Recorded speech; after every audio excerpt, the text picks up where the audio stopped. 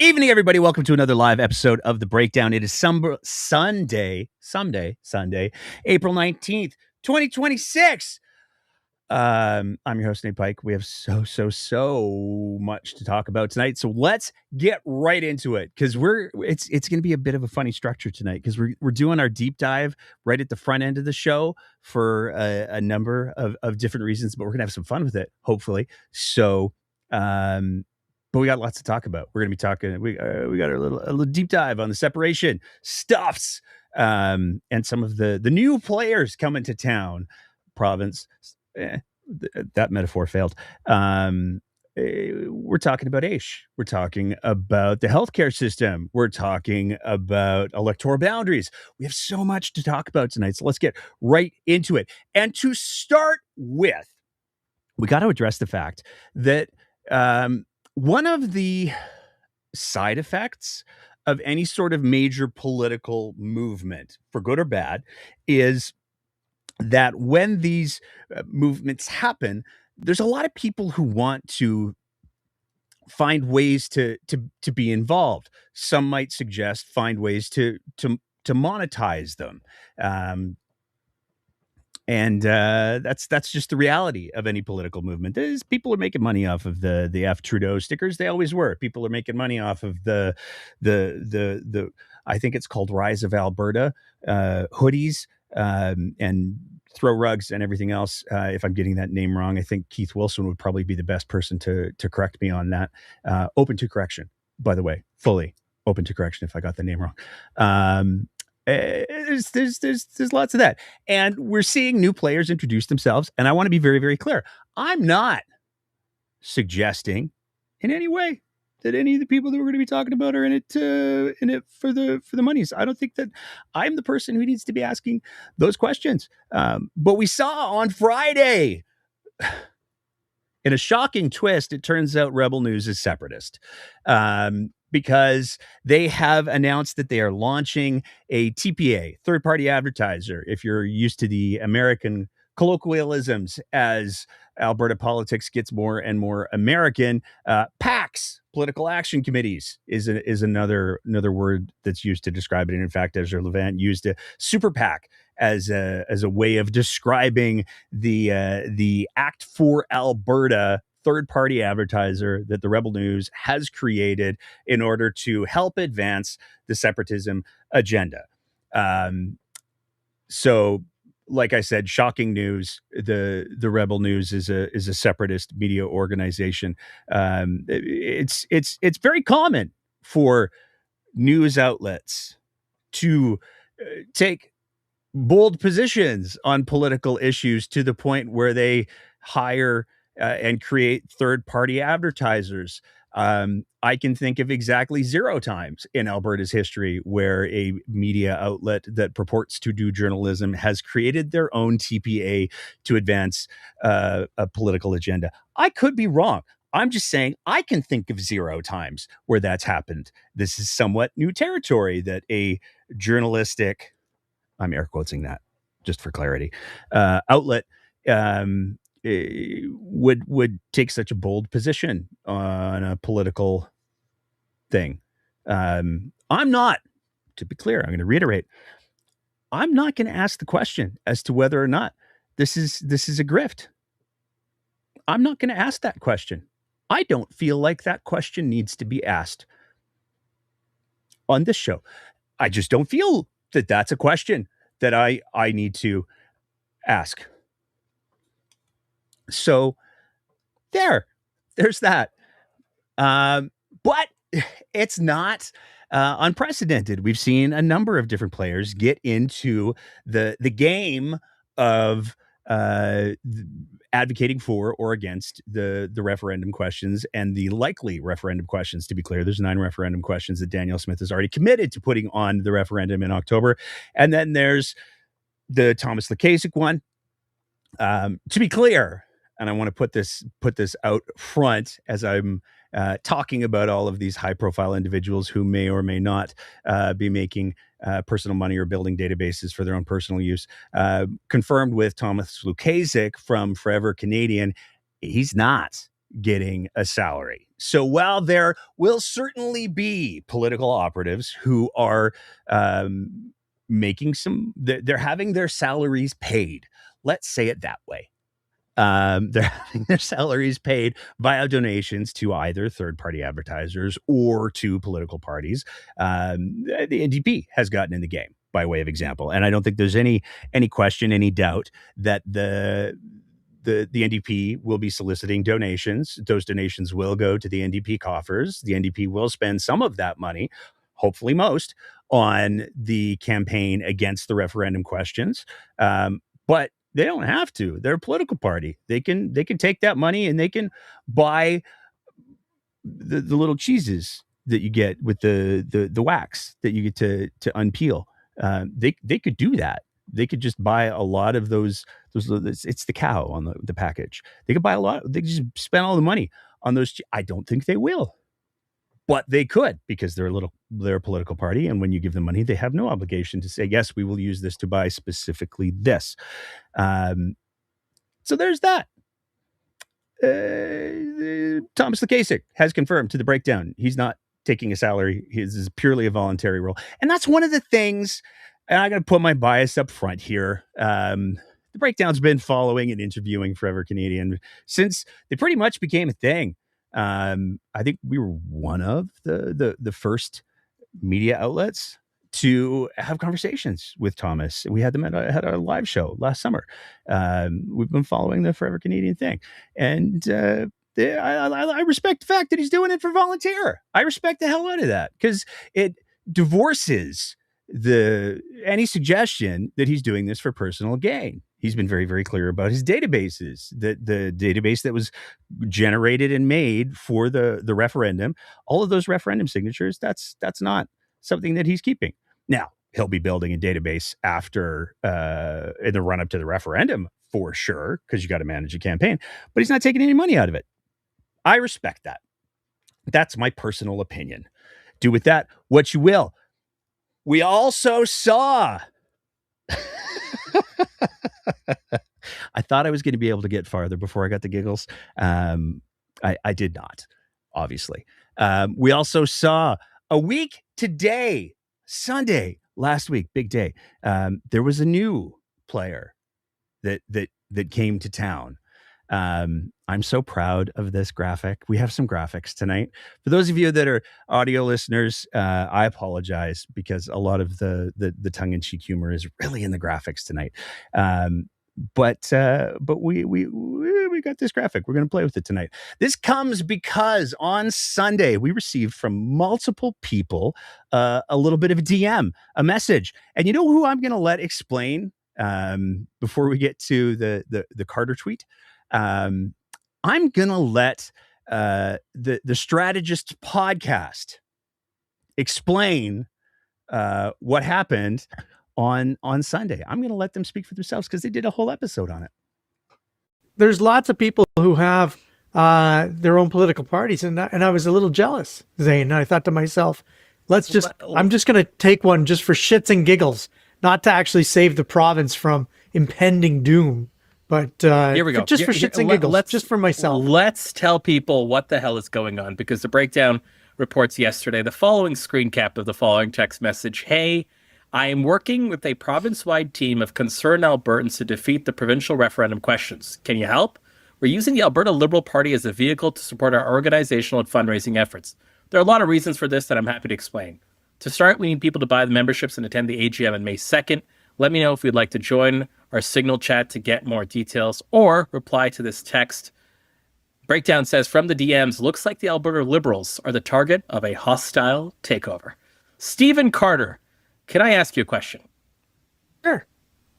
Are you the author of that text message? I am the author of that text message. Here we go. I am the author of the text message. What are you doing? What are you doing? That text message. What am I doing? I'm gathering a bunch of people to go to the AGM. This is not a hostile takeover, though. I've been attending the board meetings of the Alberta Liberal Party. I was just with John Rojavine, the leader of the Alberta Liberal Party, at the AGM for the Liberals.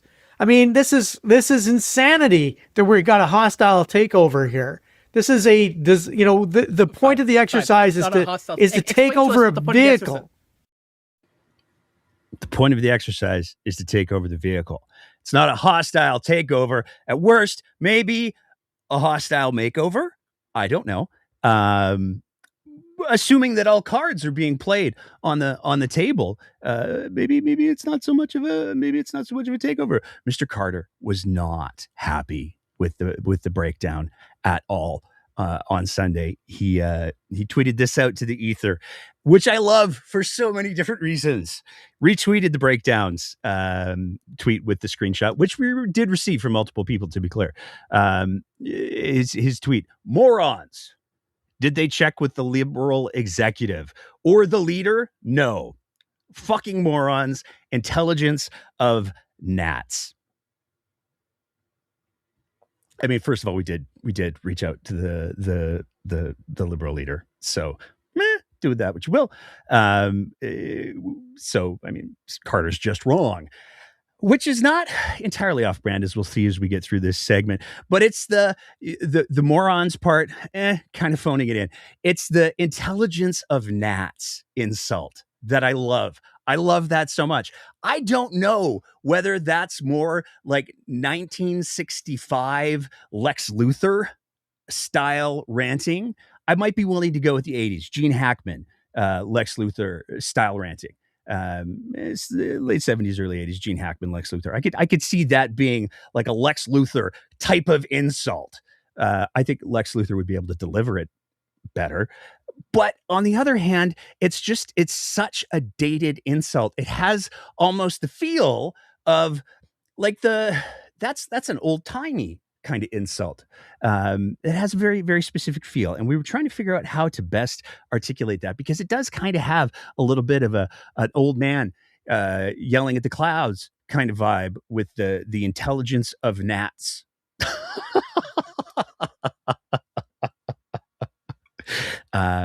It has that feel to it a little bit, to me at least, speaking for myself. But let's wade through exactly what's going on here, because Mr. Carter has made it clear that he does not believe that this is a takeover of the party. It's a takeover of a vehicle, which is it sounds a little distinction without a differency, but the strategists, like I did say, we're going to play some clips from that show. The strategists did go through a lot of different things on their episode, and we're going to try to make some sense of that to get a better grasp of whether this is a takeover, whether this is a makeover, what's actually going on. So how does this, not a takeover, work exactly? If you want to have more flexibility, you need to have a political party. So there was a political party sitting right there that was available. We went and chatted with their executive. We pitched the idea that these referendums were incredibly important and that we needed a vehicle to stop Danielle Smith from her macro, her macro separation idea, which is the 10th question that hasn't been added yet, and her micro separation ideas, which are the other 9 questions. Right? Removing us from Canadian values, removing us from the Canadian experience. That is the goal of Danielle Smith, and I was not going to have it. So I met with the Liberals. We've decided that we can proceed together. And on May the 2nd, they're holding their annual general meeting on May the 2nd. There will be a slate of people that we'll be trying to elect as board members, some old, some new. And we will have a brand new executive dedicated to fighting this referendum. Now, you have to know a little bit about how political parties work in order to understand what's going on there. So I'm not going to be able to do this with that on the screen. I'm sorry. You have to be able to know how political parties work. And we can turn to a party like the former Alberta Party as a good example. They're clubs. And while the membership does get to vote every once in a while in a major decision, the board of a political party, and it varies a little bit on the constitution of the party, but the board of the political party has the bulk of the decision-making power. And using the Alberta Party as an example, we saw this where independent of the membership, the Alberta Party made the decision to just appoint Peter Guthrie as the permanent leader of the party. Now, we did an episode on that. It's a little fraught. Do with that what you will. But it's an example of the kind of power that the board can wield. The Alberta Party didn't. They voted on a bunch of names at their last AGM when they were looking at prospectively changing to the Progressive Conservative Party. But all of those names were wiped out by the changes to legislation Danielle Smith made. So membership didn't get to vote on the change to the Tory Party of Alberta. That was a decision that was made independent of the membership. So the board and the people who are running the board have a lot of power. So when Mr. Carter's talking about bringing in a slate of candidates, that's a group of people who have already agreed, usually with the slate, you've got shared values, shared goals, that this is how they're going to do things. This is what their goals are. This is what they want to get accomplished. So electing a slate gives an awful lot of power to the party and potentially the organizers who are making some of those big decisions. That's the context for that first clip. But there's more that goes on as we work our way through that episode. Carter, you're running this vehicle. Tell me if this is wrong, what I'm about to say. Take over the Alberta Liberal Party. Take over the Alberta Liberal Party, not hostile. Got it. On the record. But take it over. Assign new board members to it. Merger. So did you say merge it? I'd say it's more of a merger than it is a takeover. Okay, fine. Two sets of ideas. Okay. Not a merger of parties, but a merger of ideas. Fine. Yeah, I guess my word is charged. Okay. So yeah, you're involved in this. This vehicle then points towards these referendum questions as its singular focus. Is that right? Singular focus. The leader of that is not, I'm sorry, I don't even know the name you mentioned, but that's irrelevant here. This is not about a leader. This is about an organizing vehicle that will then fight. An advertising vehicle. Is that what I am to understand? It's primarily an advertising vehicle. Okay, we got some more information there. Let's talk about it. First of all, I personally get a certain amount of glee when I hear slogans. Because slogans are phrases that don't mean anything, but they sound good. They make you feel good. So when Mr. Velge, that was Zane Velge who was asking the questions there, and his questions get to be pretty important as we work our way through this episode. His question is functionally, so this is, you're taking over the party. Well, it's not a takeover, it's a merger. A merger would imply that you have two different organizations of equal value, strength, similar structure. That is not what's happening here. So we can't call it a merger of parties because there's only one party and it's being taken over, made over, choose your word, I don't care, by this slate of candidates that Stephen Carter's bringing in to turn the party into an advertising vehicle. I'm not being hyperbolic with that paraphrasing, and in fact, it's not much of a paraphrasing at all.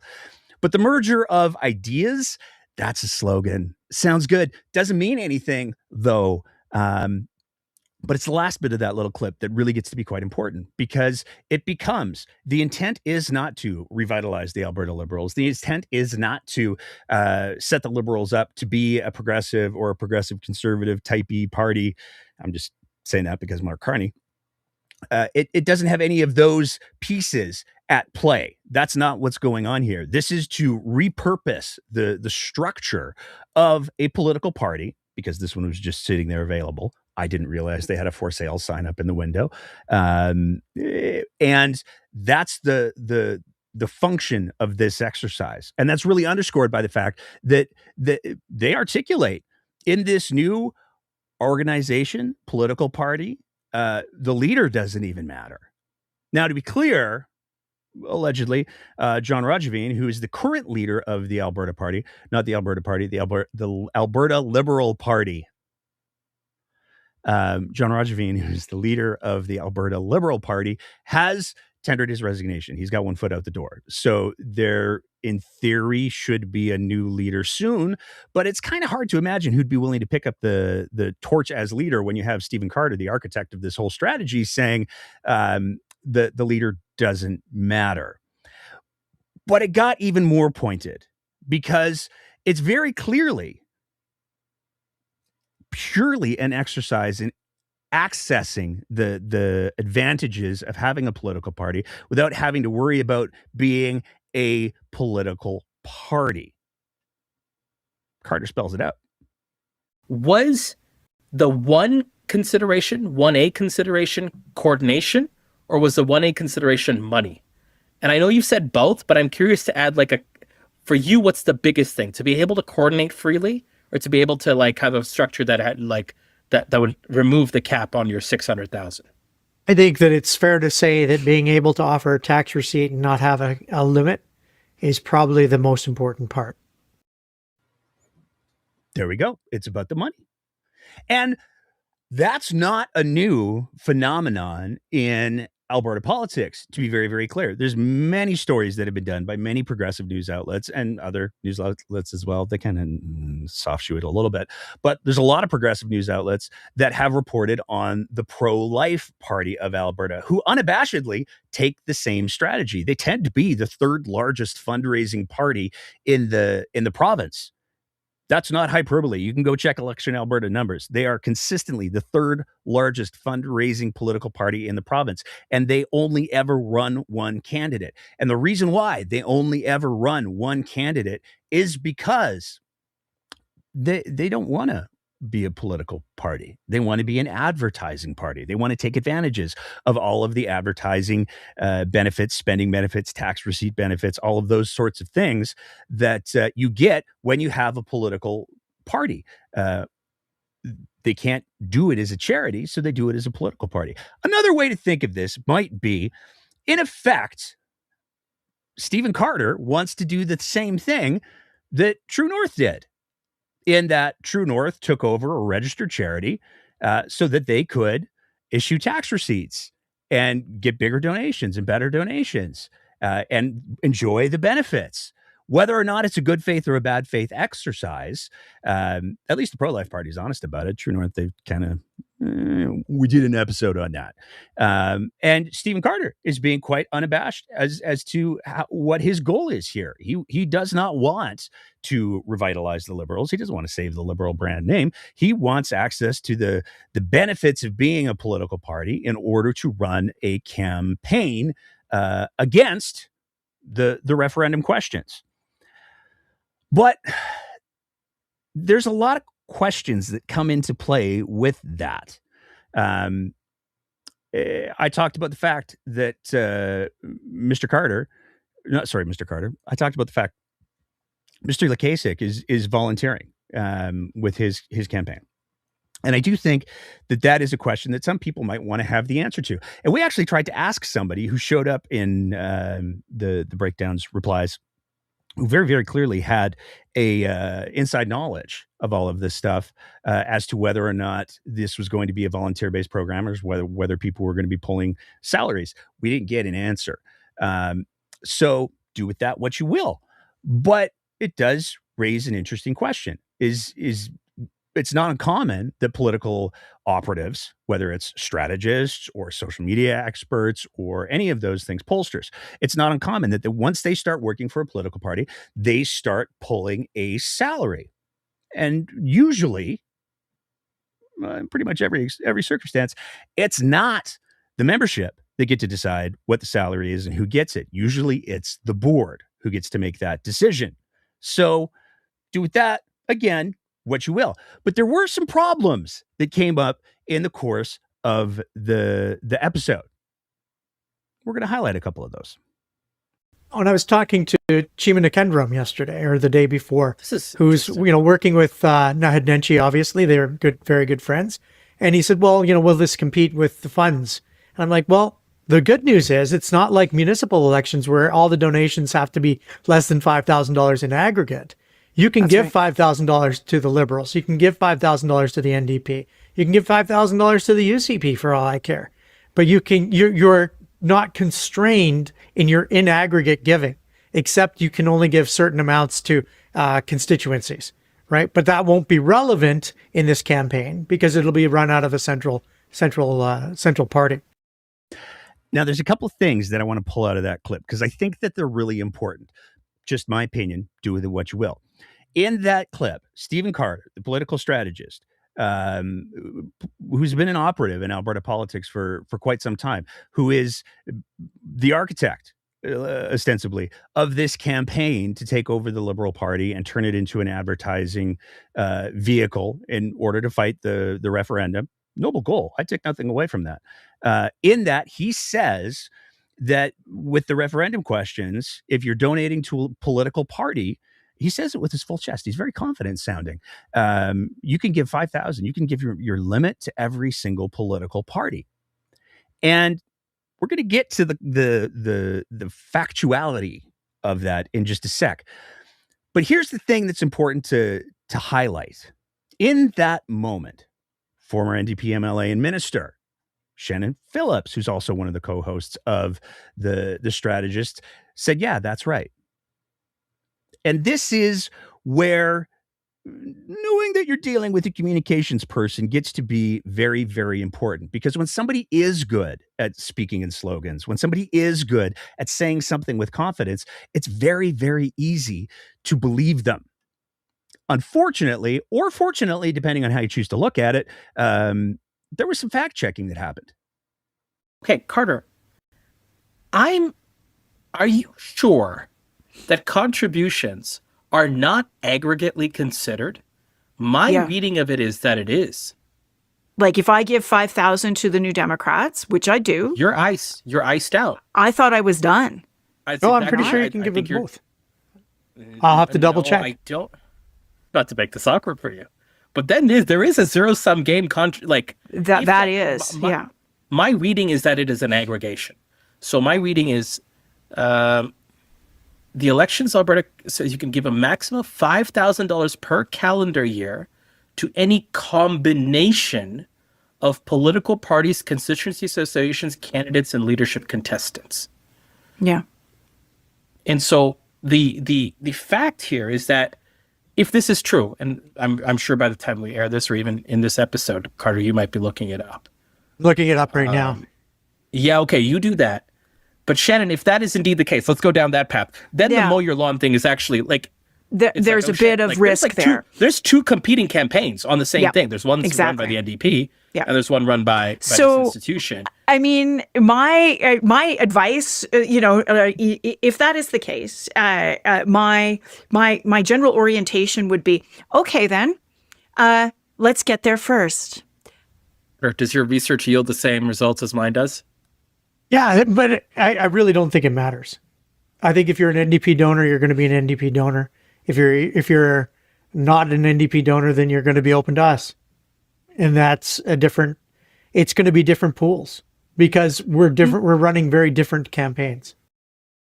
So once again, we've got a little soupçon of mercury getting poured into the mix here. Because if you remember from the clip prior, when Carter was talking about the fact that the donations were not in aggregate, he wasn't just saying that I believe that the donations aren't aggregate. He was relating a story about how he was speaking to one of Naheed Nenshi's chief advisors and saying, no, you don't have to worry about the competition. Here's why, because it's not aggregate. So there's no competition. So everything's fine. You, Shima, political operative of many years, you don't have to worry about that. It's not a problem.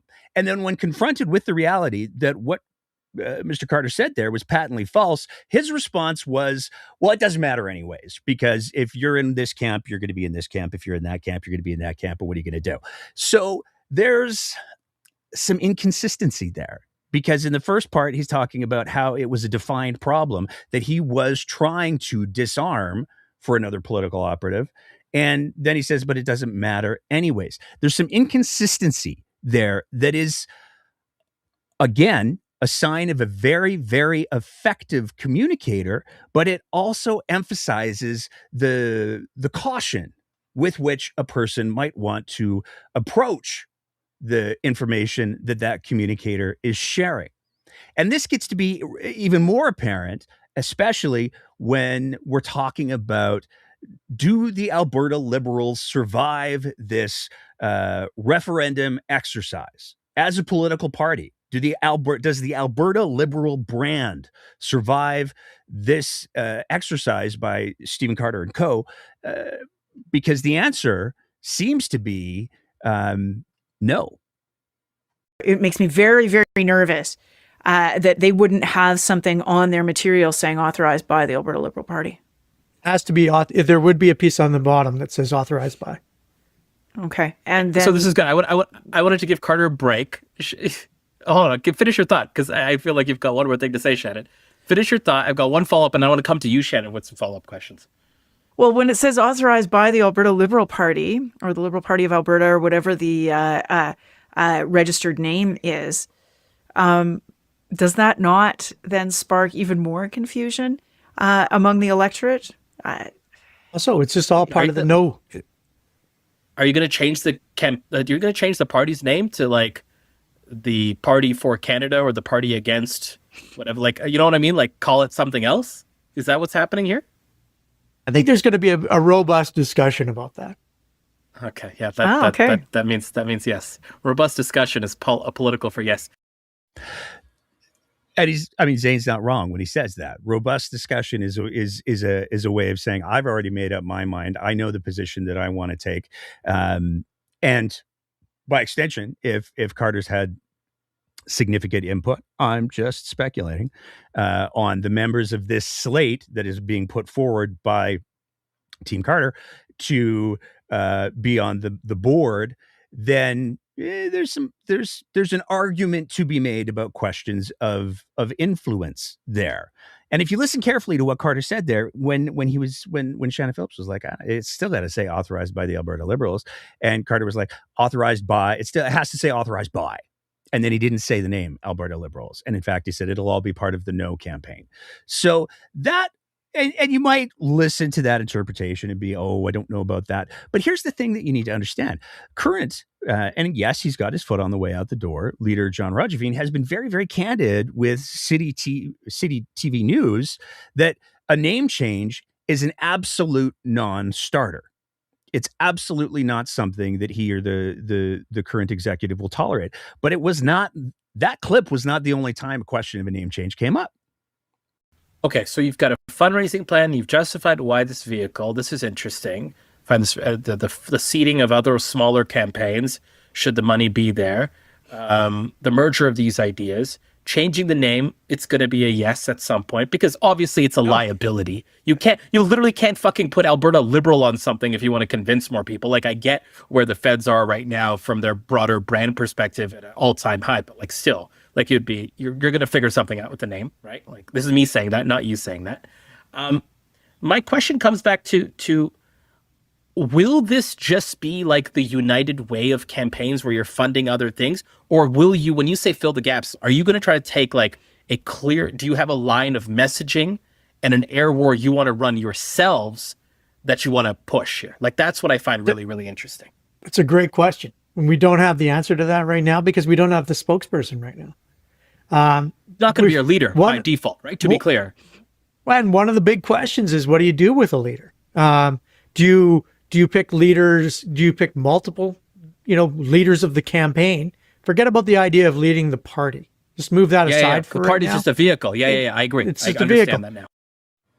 So forget about the party, because it's just a vehicle now. The leader doesn't matter. We can have multiple spokespeople. It'll be fine. It's a very telling, at least to me, speaking only for myself, it seems to me very telling that what's going on is a complete takeover and rebranding, makeover and rebranding, call it what you will, of the Alberta Liberal Party.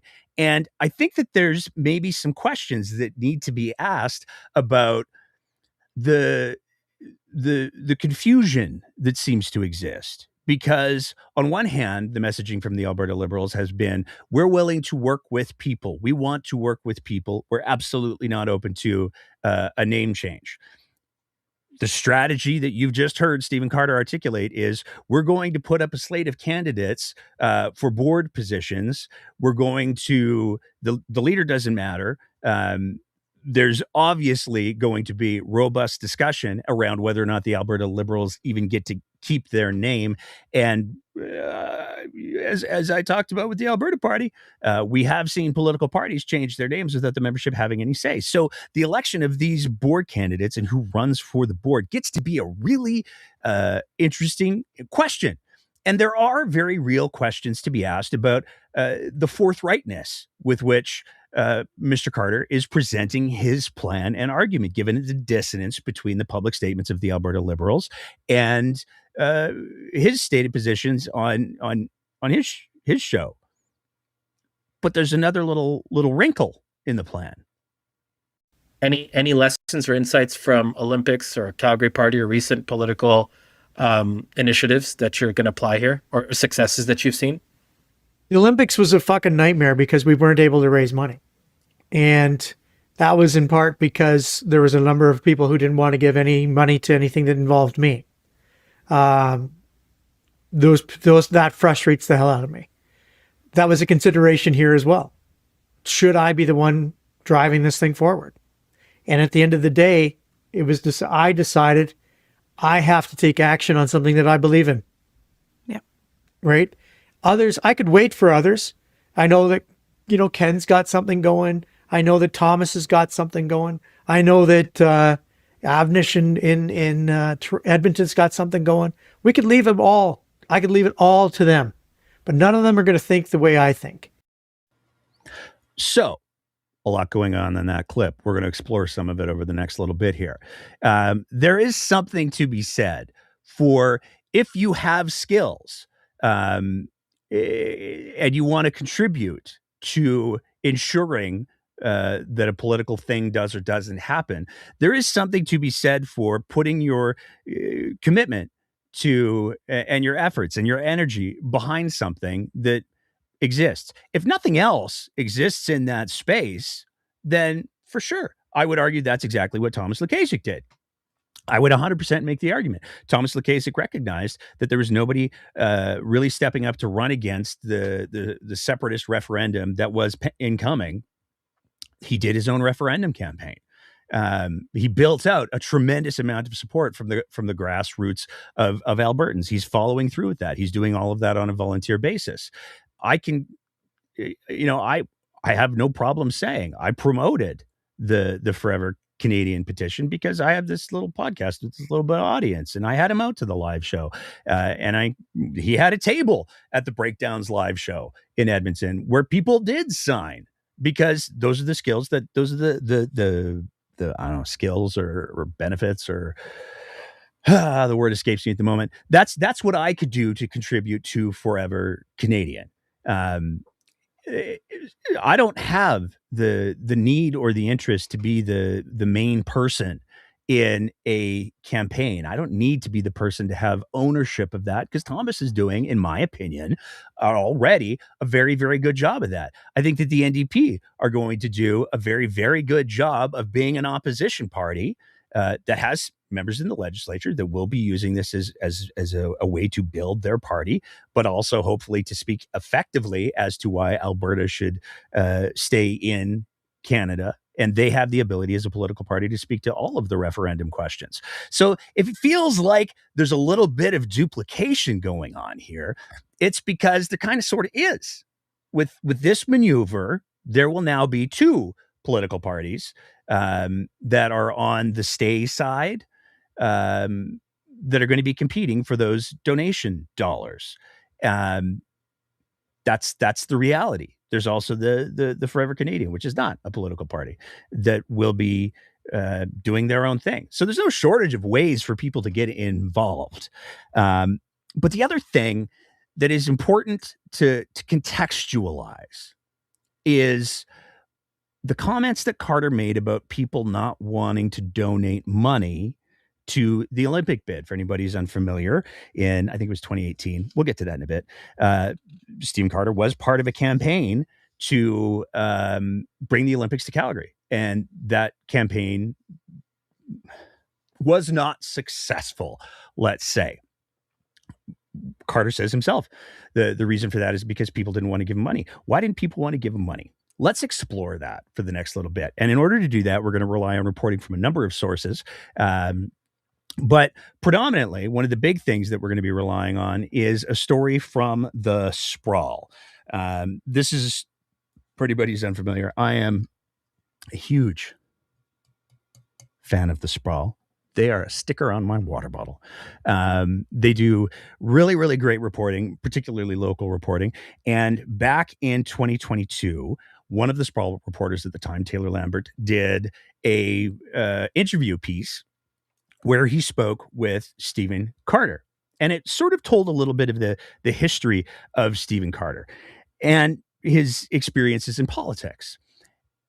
We're gonna talk about some of that stuff. We're gonna read some of the sections of that story tonight because they do provide potentially a little bit of color as to potentially what's going on here. The first part of the article, the story talks about how Stephen Carter didn't really have a background in politics. He had a theater background and some financial background, but not really a background in politics or business. But in 2001, he got involved with the municipal candidate for city council, Drew Farrell. Reading from the story here, quote, "Who the hell is Drew Farrell? She had just come from the Kensington BRZ. She didn't have any public persona, and so we created name recognition." That's a quote from Carter. The next paragraph from the Sprawl. "In fact, Farrell was already well known in the grassroots of the community, having long been involved in various projects and public committees. Carter says he named his price for the job and received it. Farrell said it was a volunteer position and denied paying him anything, and that he left partway through the campaign." So there's some inconsistency. Drew Farrell says that she did not pay him. It was a volunteer and he left before it was done. Carter says that he named his price and he got it. Now, there is an argument to be made that Carter said that he volunteered or he would volunteer and he got his volunteer price. But again, it's that speaking with the comms folks, you have to be very, very careful because they're very, very slippery. There were some other things that Carter got involved in as well. In 2007, he ran a mayoral campaign for Al Noor Qasim. That campaign received 17% of the vote, and it included a fake Facebook page. This is a wild little paragraph, again, from the Sprawl story. "One of the more creative tactics Carter deployed for Qasim involved the creation of a, quote, Friends of Dave Broncagnier, end quote, Facebook page, ostensibly supporting the rival candidate." Quote from Carter. "Then with, 3 days left, we flipped it over and said we can't support Dave. It was so much fun, though no votes were moved." There's a lot going on there. And to be clear, to be absolutely clear, there's nothing illegal or against the rules with creating a fake Facebook page and then flipping it as what Carter described in that story with the Sprawl. There's nothing illegal about doing that. Is it a little bit dishonest? Some people would probably say yes. My personal interpretation, I would argue that it is very bad faith and dishonest and part of what is ruining politics in both the province and the country. But that's just my opinion. I could be wrong. There's more, though, because where the distrust for Stephen Carter seems to really have kicked up surrounds a couple of events that happened in 2009. The first was the World Water Ski Championship Festival. The World Water Ski Championships came to two Twin Lakes south of Calgary called Predator Bay. And in conjunction with that, there was a music festival. At the same time that happened, there was also the Dalai Lama came to Calgary. I love that this is in 2009, 2 years after the Carter's mayoral campaign for Al Noor Qasim got 17% of the vote. I love that that's Dave Broncagnier white-hatting the Dalai Lama because it was Dave Broncagnier that Carter built the whole Facebook page about. I just find that entertaining. But let's go back to Some more news sources, because the Globe and Mail did a story very extensively documenting the problems that occurred around those two events. So, from the Globe and Mail story from November 25th, 2009, according to Mr. Carter, the problem started this summer. His company was hired to organize the Water Ski World Championships 2009, which was held south of Calgary, and oversaw most of the financial aspects of the event. But when it did not make the money it expected, Mr. Carter was left with just over $400,000 in red ink, which the event's backers have been unwilling to pay, he said. He also lost a significant amount of money, sum of money, from the Dalai Lama event after representatives for the spiritual leader challenged his ability to profit from the speech through higher ticket prices. Anything we tried to do to increase the revenue, the Dalai Lama's people said no to, he said, and ultimately the event just couldn't generate enough revenue. Combined, the two flops left him with about $700,000 in unpaid bills, more than he could handle. But Mr. Carter's story was challenged by the water ski event organizers. It's true that we haven't paid him, but that presupposes that we owe him something. There's no way in heck I'm prepared to say that, because the accounting is just an absolute mess, said Kim Reed, a lawyer who volunteered with the championships. Now, another piece of context that's really important for the Dalai Lama piece is, from all the reporting that we were able to find, the Dalai Lama does not engage in for-profit ticketing and events and things like that. It's just not his thing. So 2009 was not a good starting. It was not a good summer for the Stephen Carter by all accounts. But then there was another opportunity, because Danielle Smith was elected the leader of the Wild Rose Alliance Party. The story, the legend goes, as is reported in multiple news sources, including the Sprawls article, Carter attended her victory speech and gave her some advice about lighting and positioning. She loved it so much that she hired him to work as a strategist for the Wild Rose Party. It did not, however, go particularly well. There were some further problems. After Smith was elected, he was hired for roughly a whole month when, after making a series of tweets mocking the PC leader, the progressive conservative leader of the time, Ed Stelmach's accent, he had to resign from the role. From a Global News story, in an interview, Stephen Carter, 40 at the time, said he resigned Tuesday as chief of staff for Wild Rose Alliance leader Danielle Smith because of the feared backlash from the many suppliers who cannot be paid for their products or services. We had two things happening. His company's 7 staff were laid off about a month ago. This quote is particularly grabbing, though. Quote, "Obviously, I didn't tell Danielle Smith about it when I got hired," end quote. So that's a lot, because the reality is, and it is well documented in multiple news stories, Carter did do a couple of tweets where he seems to have imitated a Ukrainian accent, in typed, though. And he's deleted those tweets. He apologized, so take nothing away from that. But the coincidental timing is something that a lot of people have said, well, was it the business stuff, or was it the making fun of the premier's accent? We don't know. Which brings us back to the sprawl. Because in 2010, there was another campaign that came up that Carter very much wanted to be a part of, and that was the campaign of Naheed Nenshi for mayor, reading from the Sprawl story, talking about after Carter, Nenshi said, hey, I'm thinking about running for mayor. What do you think? Carter said, oh, I can totally get you there. Reading from the Sprawl story. Now, Nenshi, however, was hesitant. Carter then joined a different mayoral campaign, which promptly fired him within the week. Attempts to join another campaign were stymied. In both cases, Carter tells me some of the money people started calling and saying, you got to get rid of Carter. Carter was officially the strategist. He went back to Nenshi, and Nenshi took him on. Carter was officially the strategist, but he said that with no designated campaign manager, he effectively filled both roles. When this description of Carter's involvement was told to somebody familiar with the workings of the campaign, the person said, after a long pause, oh my freaking God.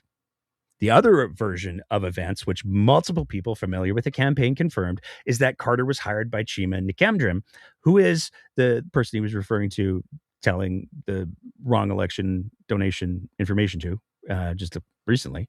Carter was hired by Chima Nakendran, who was both chair and manager of the campaign. The suggestion that his reputation was tarnished by the collapse of his business was true, but it wasn't only influential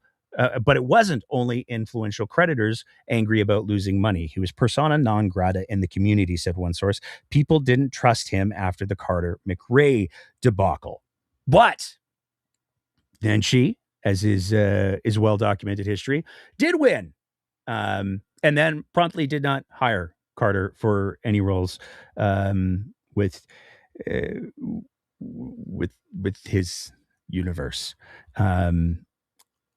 But then in 2011, Carter ran Alison Redford's long shot campaign for the leadership of the PC party. And she won it. She was successful and was hired as her chief of staff after the successful win.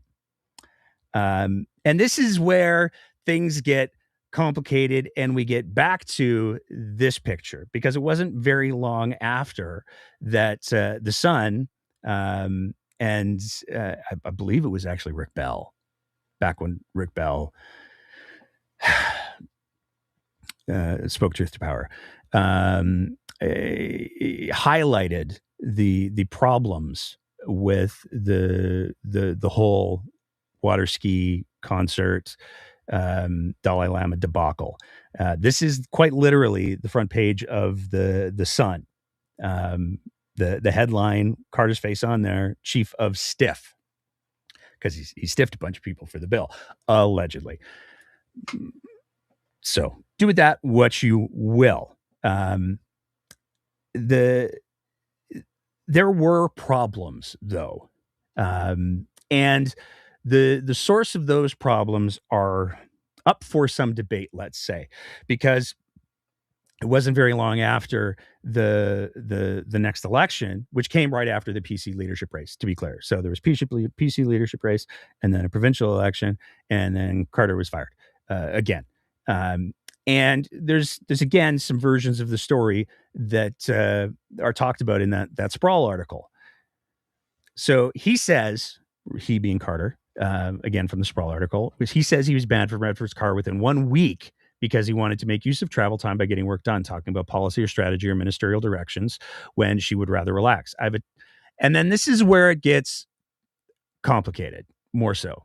The quote from Carter here is, I have a ton of time for people with mental health challenges. We don't ask for them. They happen. I think they were happening to her. The Sprawl article, what kind of mental health challenges? What exactly does that mean? Carter's quote, I don't know. I'm not a doctor. The next quote about the Redford experience from Carter. I think that she didn't want to hear what I was saying. He says, I think it's like a toddler who takes the toy and you tell them not to play with the toy and then they hurt themselves and they still want to keep the fucking toy because she was behaving more like a toddler than she was a premier. Now, there's no question that there were problems with Redford's premiership. Everybody knows there was the Sky Palace and the things went very, very badly. She ended up resigning. In the course of resigning, though, she opened up a by-election. And in the course of that by-election, there's this gentleman here named Greg Clark, who decided to run in the by-election for the Alberta Party. He was just recently the leader of the Alberta Party, and he hired Stephen Carter to run his campaign in 2014. Carter was brought on board with the Greg Clark campaign for the by-election vacated by Redford after she resigned. Clark won that election. So, it was a good thing that happened. And I got to be clear, I am a huge Greg Clark fan. He comes up again in this episode. Like, we haven't talked about Greg Clark for years. And then all of a sudden, Greg Clark is super relevant.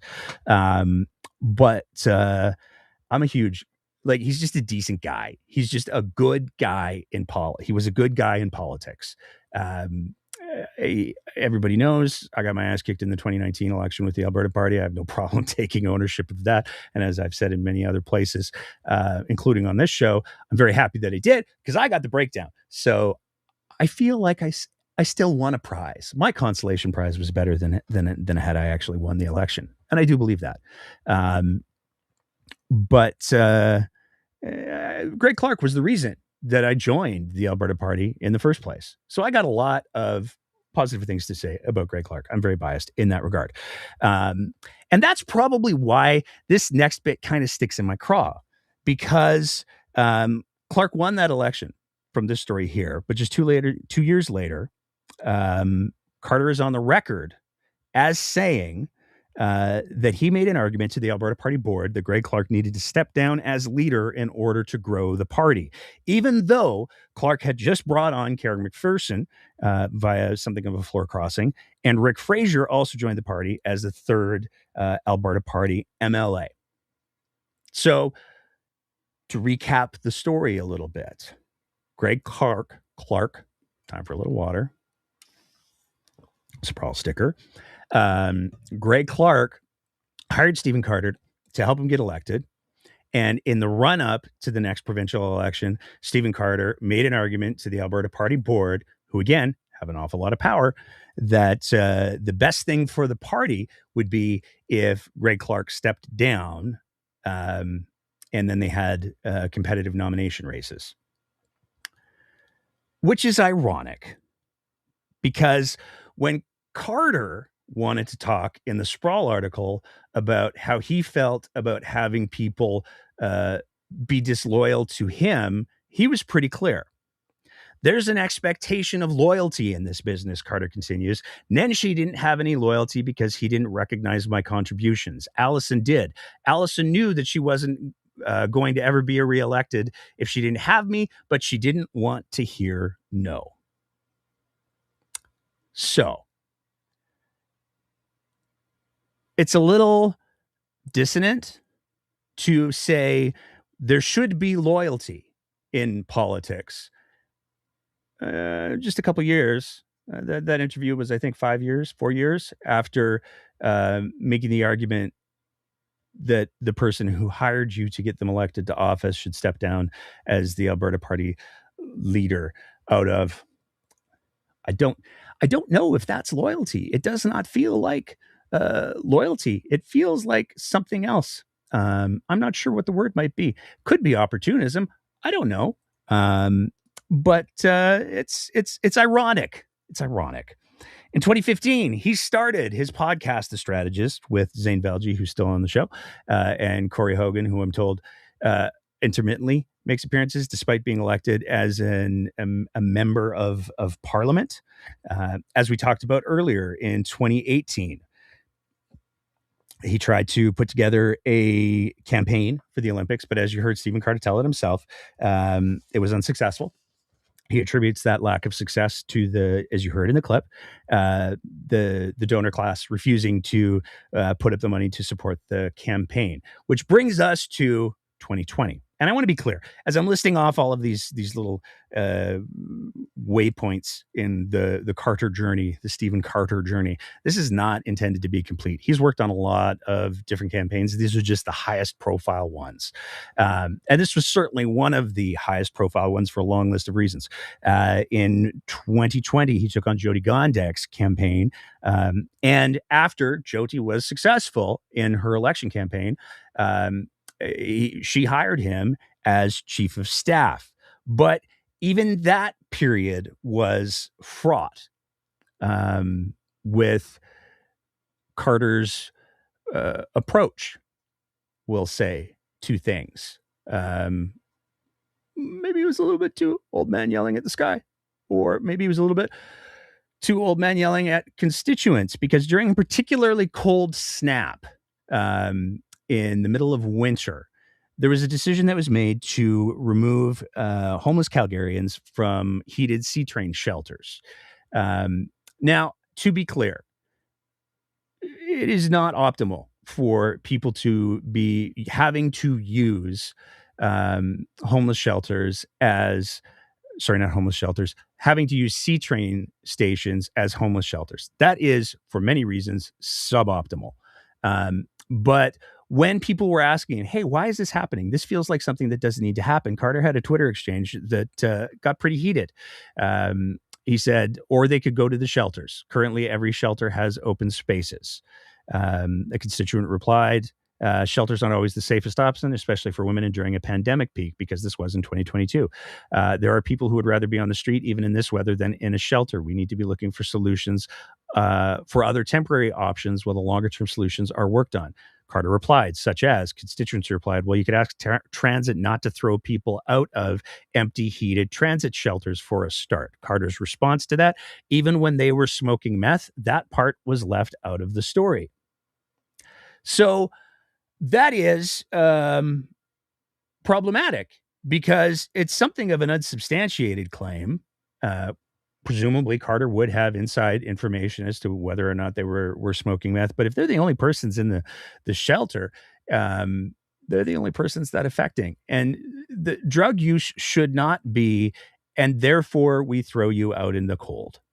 That is not how to build relationships. That is not how to make people feel safe. It's certainly not how to get them out of crisis. And there were a lot of people who interpreted those comments from Carter as being quite cold-hearted during a cold snap. But that wasn't the only hiccup, because after roughly 100 days on the job, Carter was fired from the mayor's office, allegedly after 3 official complaints were filed against him by other councillors alleging bullying. He was fired after 3 months on the job. Now, again, this gets to be a little bit fraught because 2 of those councillors were problematic, to say the least. I'm not going to get down all the way down the rabbit hole on that one. But one of them was Sonia Sharp, who then became a mayoral candidate and whom everybody is expecting to be a UCP candidate in short order here. And one of the things that Carter denied in regards to the bullying was he said that there was no direct power dynamic. He was chief of staff to the mayor. They were city councilors. There's nothing that he could, by mechanism of his role as chief of staff, do to get them. And there is truth to that. It also ignores the extensive history and the direct, I'll say, approach that Carter takes when it comes to criticism. It's important to realize that much like conflicts of interest, when we're talking about power imbalances, the perception of a power imbalance creates a power imbalance. If somebody believes that you are in a position of power over them, whether or not that's entirely based in the actual mechanics, doesn't change the fact that they're ceding some power over to you. And that does create a power imbalance. And it is arguable that people in positions of leadership or people in positions of high profile should perhaps be mindful of that reality. But Carter had the strategist. He's worked on multiple campaigns. Apparently, he was involved in some mayoral campaigns and some municipal campaigns in Vancouver. Certainly, he was very busy in the run-up to the last municipal election in Calgary. The Calgary Party was his brainchild. He ran the Thiessen campaign. So he had things to do. Recently, even in December of 2025, he was hired by the Progressive Conservatives in Manitoba to help their election campaign efforts. But it seems like, as with all things Carter, that came with, not all things, many things Carter. That came with its own set of complications.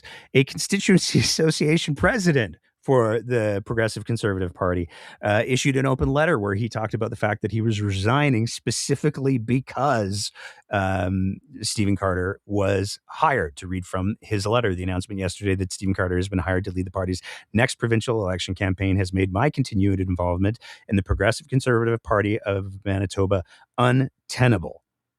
The rest of the story, the quote, Mr. Carter is not a conservative, does not represent the values of our party as a former aide to head Nenshi, even though aide is, it's a bit of a bit of a reach, as we've already established. Jyoti Gondek, which is spelled incorrectly, and most recently, Mark Carney. It's an unfortunate pattern of behavior with the leader's previous support of Canada's worst prime minister ever, Justin Trudeau. The former PC environment minister, Kevin Klein, penned an op-ed talking about how bad it was that Stephen Carter had been hired to the Manitoba PCs. So there is, to say that there's a little bit of chaos, to say that there's a little bit of conflict in the aftermath of the Stephen Carter show is not hyperbolic. And that brings us to the last piece. You're going to hear a little bit of the last clip that we played as well.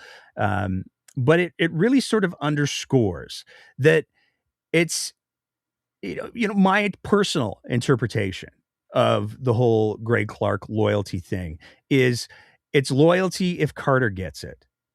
But if it's expeditious to throw somebody else under the bus, to use a colloquialism, if it's politically expeditious to do so, then that's what you do, because that's what's politically expeditious. And I would argue that's what advances Carter's position.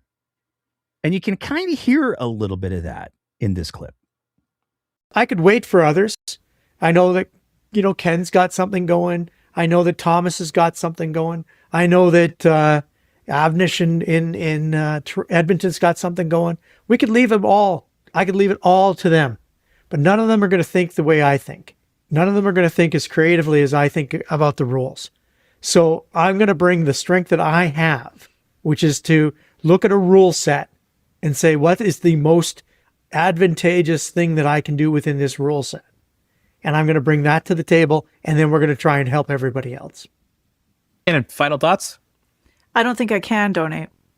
And so that does constrain the pool, but it just means that everybody's going to go out and have to find different donors.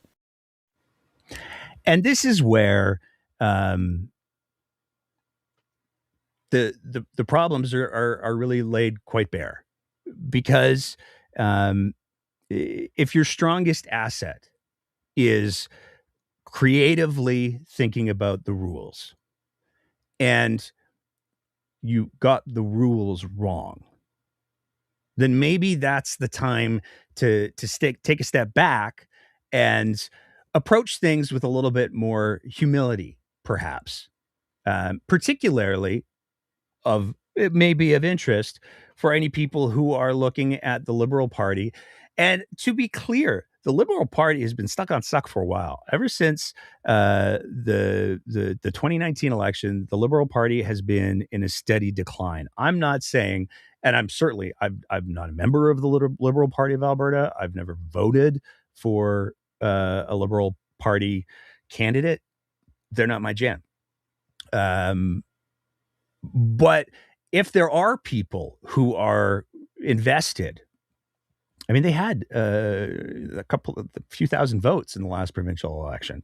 If they have people that are invested in the Liberal Party brand and the Liberal Party idea, they should probably go into this AGM eyes wide open, because if you're taking the advice of the guy who says that his biggest strength is knowing the rules and finding the loopholes in them, and on his own show, he gets fact-checked by one of his co-hosts, not only into being wrong about those rules, but also gets checked on the fact that he was giving bad information to one of Naheed Nenshi's besties.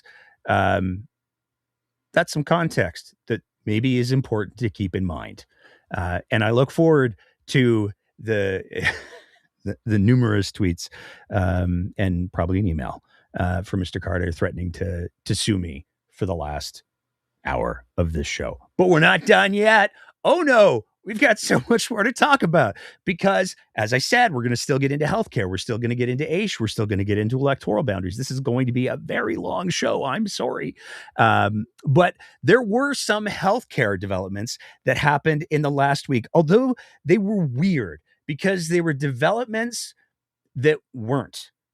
In order to set the stage for this, though, we have to go all the way back to October of last year, because that's when Danielle Smith and Adriana Lagrange made the first announcement that they were going to be bringing in private, for-profit, paid for by the taxpayer, like you.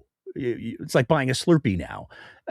If you want to go get a diagnostic test of any kind for your health situation, whether it's blood work, CAT scan, CT, whatever, as you'll hear Adriana Lagrange say in a moment, they're going to create a market for private service deliverers of those services, and you can go spend your money on that. And if you happen to find something that's life-threatening or life-changing, then you'll get your money back. But otherwise, you can just go spend money on all of these tests. And there was a lot of concern that was raised, but we got to play the full, and not the full clip, but a little bit of the clip from October in order to sort of set what the expectations have been since October of last year.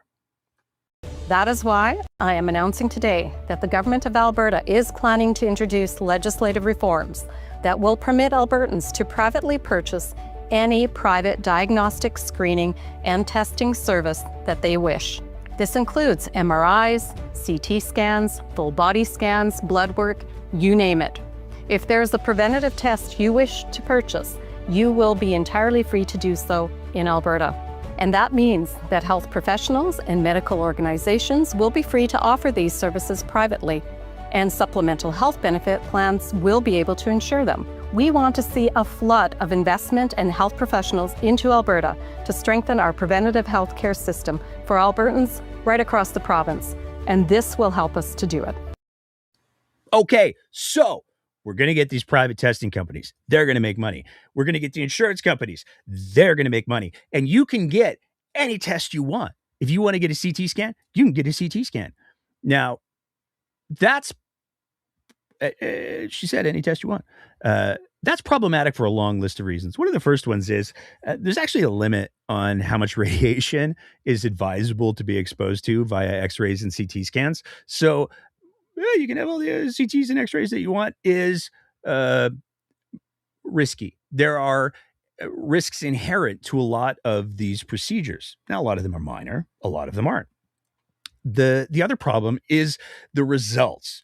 And this was a big part of the conversation when this announcement was originally made, because there were a lot of physicians who were like, no, you just don't do tests because it's a day that ends in Y. You just don't do blanket tests because you're going to find things that are fine. And it's going to cause you to have to investigate those things. Basic fact of reality, there's no such thing as a perfect human body. Every human body has flaws. I have knees that are getting louder as the years advance. They make all of these little noises. I'm sure that I could get them x-rayed with regularity, but I know what's going on there. It's just, I'll wait until it doesn't work anymore. The blood vessels on my arms don't match. My right arm has fantastic blood vessels. They go exactly the places that they're supposed to. But on my left arm, I got this one that goes off to the side. It's kind of squiggly. It's fine. Doesn't affect my function, but it's a weird little thing. Everybody has weird little things. But when we start to look on the inside and find weird little things that you can't just go, well, that's interesting, but whatever. That's where you start to have to do more and more investigations. And these things are called incidental lomas. They're just weird little things that are just part of you being a human being. And if we have to investigate every single one of those, not only does that tie up resources, but it also raises a lot of concern. Nonetheless, on April 13th, we saw Adriana Lagrange come out and make a big announcement about healthcare development. And it was a really non-announcement, because in effect what she announced was that they were making legislation to make regulations. And that created a lot of confusion. So this morning, officials couldn't give us very clear examples of what kind of testing this would include. But in an October video, you had said that this will permit Albertans, or the legislation would permit Albertans to purchase any kind of testing.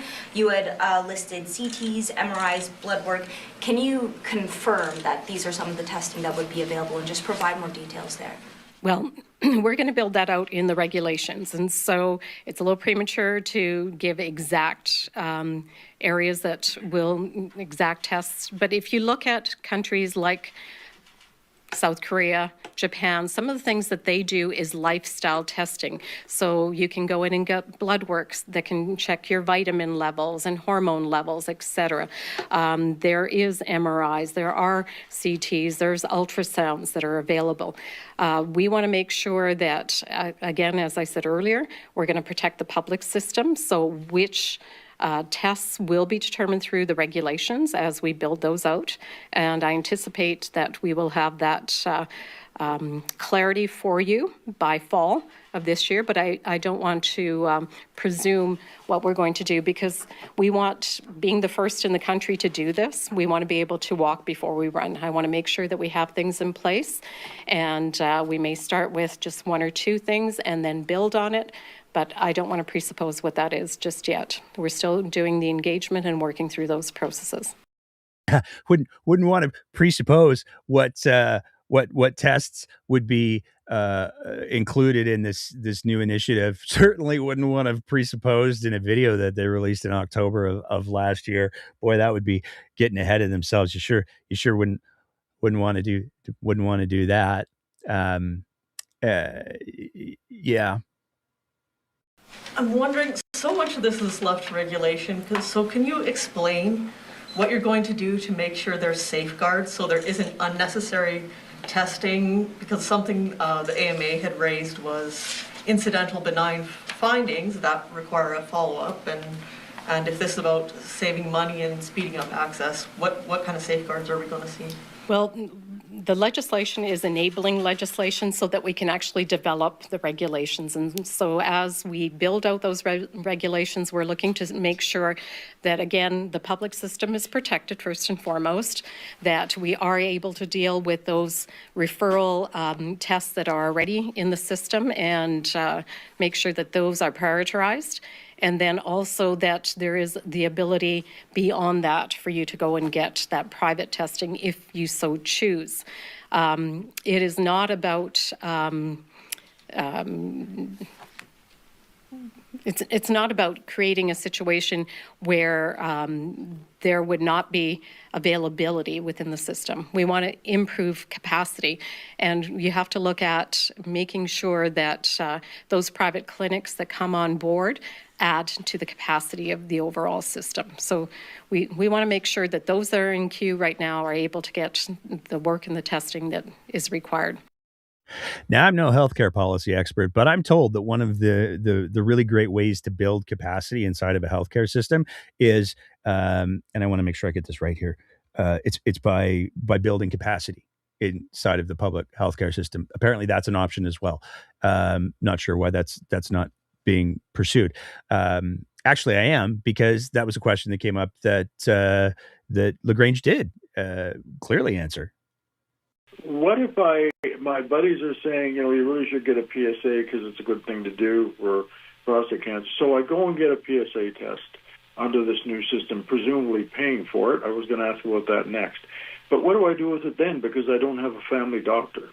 Who do I waive it at to make sure, even though the PSA reading might be 20 or something like that? What do I do next? Because I don't have a doctor.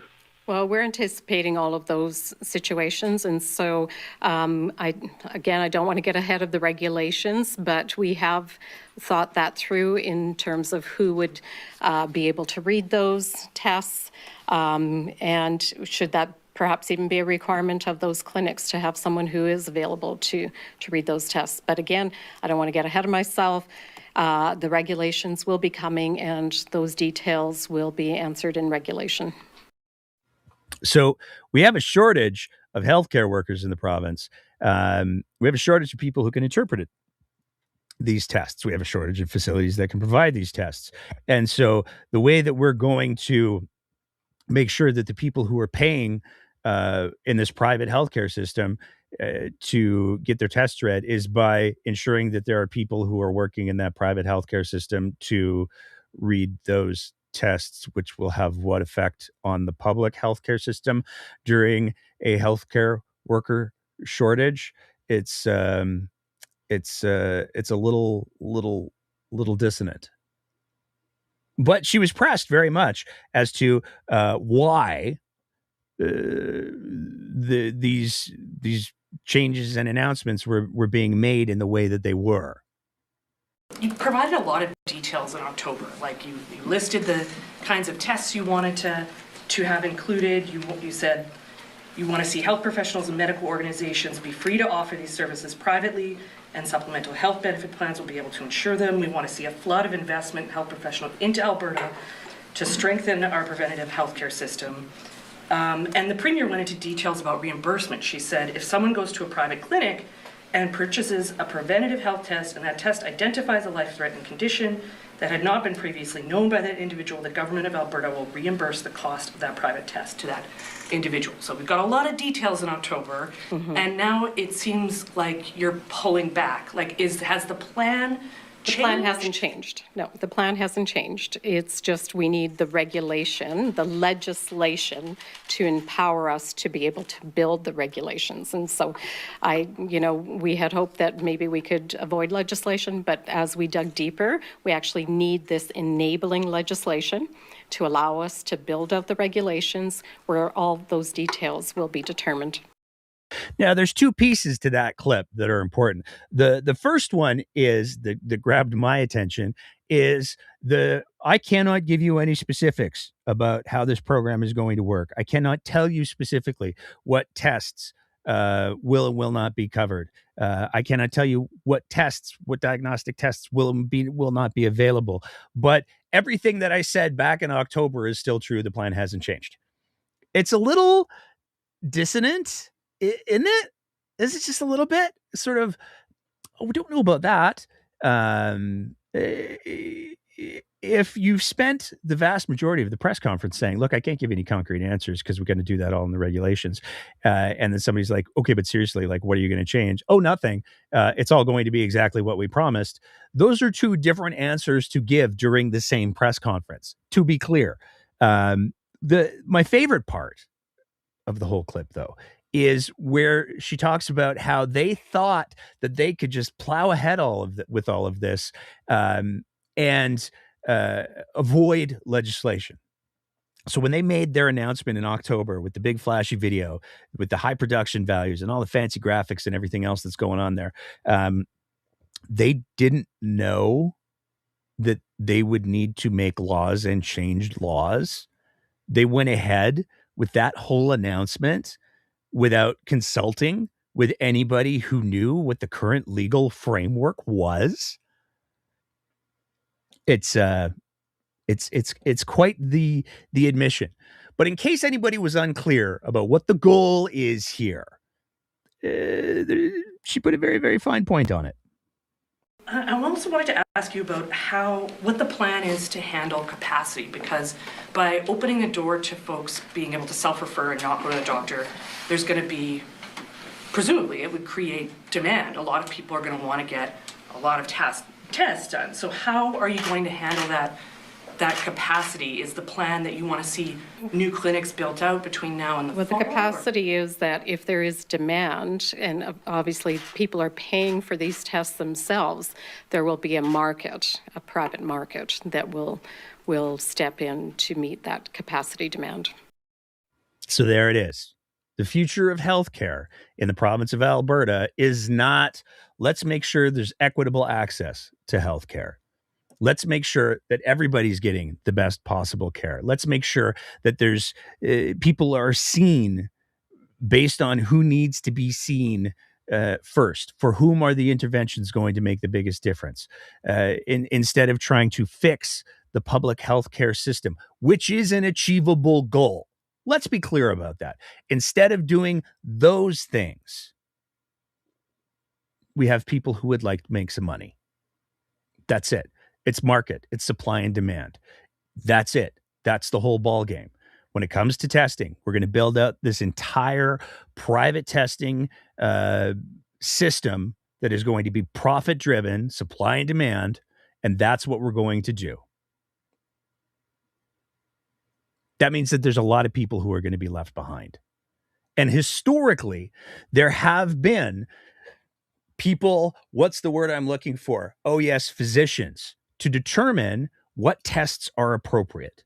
Because as a layperson, Most people don't know what blood tests they should be getting, whether or not they should be getting CTs of what parts, whether or not they should be getting full body scans of what parts, what's normal for them. Having a physician who's able to, with all of that stuff into context, make sure that the right tests are being ordered at the right time so you're not maxing out the system. You're not making people spend money unnecessarily. You're not draining the public health care system of resources, not just in regards to the mechanical things and the money, but also the human skilled workers, the healthcare workers. That's part of the function of what physicians perform. And it's an important function because physicians make sure that the appropriate tests are being done. And that's where the real problem lies for Danielle Smith and the UCP. Danielle Smith believes that there should be no experts. There should be no expertise. There should be no one who knows more about a thing than you. Do you have an opinion? Well, your opinion is just as valid as anyone else's. And unfortunately, it's simply not true. You can have an opinion. You can voice your opinion. It can be a stupid opinion. It can be based on fantasy. It can be based in no way on reality. It can be a dumb opinion. And that should not be encouraged. It shouldn't be. Because if everybody's opinion is equally valid, then everybody's opinion is equally valid.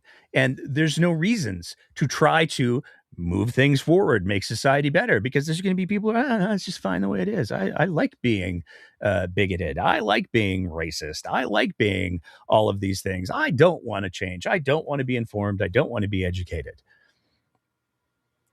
There's nothing wrong with learning new information and reformulating your opinions based on that new information. That's the kind of thing that the Premier of Alberta should be pursuing and encouraging. But that might make people feel like they weren't experts. That might make people feel that they were gatekeepers in the way. And Danielle Smith doesn't like gatekeepers on any aspect of anything. If you want something, you should be able to have it. And if you think that I'm being hyperbolic, you're wrong because she said it herself. I know you're passionate about healthcare. I heard you say a while back, if I wasn't premier, I think I'd want to be health minister. So this one's important for you. Can you explain to Albertans what this will mean for them? Well, I can tell you, you always wonder, is there a better way to do it? I think we all have family members who, when they're not feeling particularly well, don't quite know what it is. They have a process they go through. You go to your doctor, he sends you for tests, you come back, you get the result. Well, that wasn't it. So you go for another test, you come back, well, that wasn't it. You go for another test. And it can feel like a little bit of a turnstile you're going around, taking months and months and months. Well, guess what? There's a better way. I was in, as you know, we've got offices in Tokyo and in Seoul, Korea. And they have these preventative testing centers where you go in, it's kind of like a one-stop shop. You go in and you can get all your blood work and all your fluids. And then they test your eyes, they test your ears, they weigh you, make sure that your body mass index is kind of the right size that you need to be. They do ultrasounds on all your organs and body parts. They do a chest x-ray. They do an ECG so that you can see how your heart's doing, a breath test to see if you have any issues there. Then if you need the women test, you can get mammography, pap test, ultrasound, digital exam, all of that. And the remarkable thing is you get that all in one place, and it's about 2.5 hours, and it costs about $700. And you get your results back that you talk to a doctor at the end, give you your results back, and then you're able to take that on to a specialist. Now, we found out about this because one of our staff members in our office in Tokyo went through it. Again, wasn't feeling all that well. At the end, got to the top point where they were looking over the test results with the doc, and they said, well, everything looks fine except for your leukemia. And they said, what do you mean my leukemia? That was the way that they found out that they got leukemia. And they were able to then step in and start getting the testing and the treatment for a very, very serious disease and got onto the road to recovery. So think about a different paradigm, is that we all know how we're feeling. We all know when we're on or when we're off. And sometimes the process of going through and trying to figure out exactly what's wrong can take a lot of tests. But why not allow for this kind of approach? It seems to be working in other jurisdictions. It's worth it to give it a try here. So what we think will happen is these kinds of all-purpose testing centers will start, but more importantly, if they find a serious disease, not only will we reimburse you, but you'll start getting your treatment right away. That's what we want to do. Get your treatment earlier so that you're able to get onto the road to recovery faster. We all know, we hear it all the time. If you get an early diagnosis, there's just a better chance of recovery. And we want to enable that. We don't want gatekeepers preventing a person from being able to fully explore what's wrong with their health. And that's why we think that this is going to be a model worth trying. It works elsewhere, and we think it can work here. We don't want gatekeepers. That's the bottom line. We don't want those darn doctors getting in our way, because if they did, as has been, there was an ER physician on the Twitter machine earlier this week who responded to this and was very, very clear. The test for leukemia inside of the public healthcare system is $15. That's it. And it shows up very, very easily. Danielle Smith's, you just get everything tested because you want to, $700. So you got to be able to afford it. And one of the other things that's important to understand about this pathway is that it does lead to a lot of woo medicine. There will be a lot of people who have the means who will just go and get tested once every 6 months or whatever the salesperson at this private health clinic recommends to them, because there's no gatekeepers anymore. And they'll come and they'll get their tests, and they'll come and they'll get their tests, and they'll come and they'll get their tests. And it's not because they're ill. It's not because they have a health ailment. The whole pitch that Smith is putting forward there is that if you go just because and you find something that is serious, if you find an incidentaloma that is serious and it is life-threatening, good news, we'll pay for the test. But if you're just going for shits and giggles, then you're on the hook yourself. But you get to know all of these fun things. And that's nice too, right? It's not. Because it's only nice if you can afford it. And the overwhelming voice of the medical community is saying that this is a terrible, terrible idea because of those incidentalomas and everything else. And if you don't believe me, there was an open letter that was issued on April 17th, largely in response to these changes, that was signed by over 50 organizations talking about their concerns.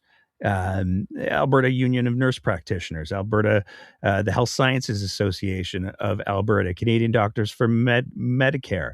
And what's really important to understand is that a lot of these organizations are nationwide. The Manitoba Health Coalition, the Nova Scotia Health Coalition. There's a lot of different organizations that signed on.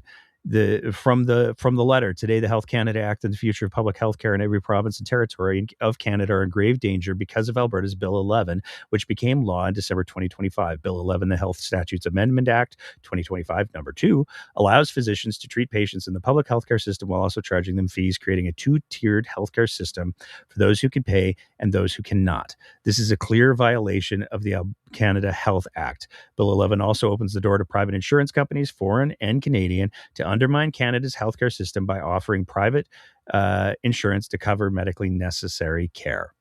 The dual practice two-tier provisions of Bill 11 in particular so undermine the Canada Health Act that if allowed to continue, it will render the signature achievement of Canadian government without meaning. It will mean the end of fair, accessible, universal public health care in Canada.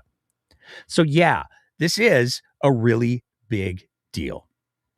And it's one that people should be paying very, very close attention to.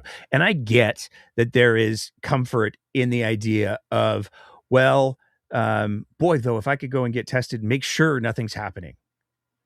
That would be nice. Maybe they'll catch. Maybe I'll be that 1 in a 5 million chance where they catch something. And that's true. There will be that 1 in 5 million people. But the question that people should be asking is it worth throwing away the public health care that is in many ways, the envy of the world. People like to, it's not perfect. I'm not saying that it's perfect, but it is the envy of the world. And it's throwing that out worth that 1 in 5 million chance for all of the other things that it provides, for all of the other people that it provides? I would argue no. I'm going to choose to go and continue to see my family doctor. Moving on from there and getting into kind of sort of the last, God willing, segment of the show, we got to talk again about the Electoral Boundaries Commission, because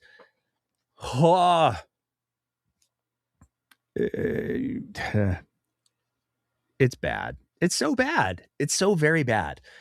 What's going on with the Electoral Boundaries Commission. And in order to try to make some sense of it, if you're unclear, I'm not going to rehash the whole thing because we're already an hour and a half in. Go listen to the episode that we did with Dr. Dwayne Brad, or go listen to the episode that we did just before that episode, the live one where we talked about the Electoral Boundaries Commission and how we got to where we are now. Because the long and the short of it is, every 10 years, the province goes together and gets together and they say, oh, we've got this more people or less people, or people have moved, and we want to make sure that there's equal representation across the province. Everybody's vote should matter. It's not a perfect system. I'm not saying that it is, but it aspires to be the best system possible. And in order to do that, they got to go out and redraw the maps every 10 years.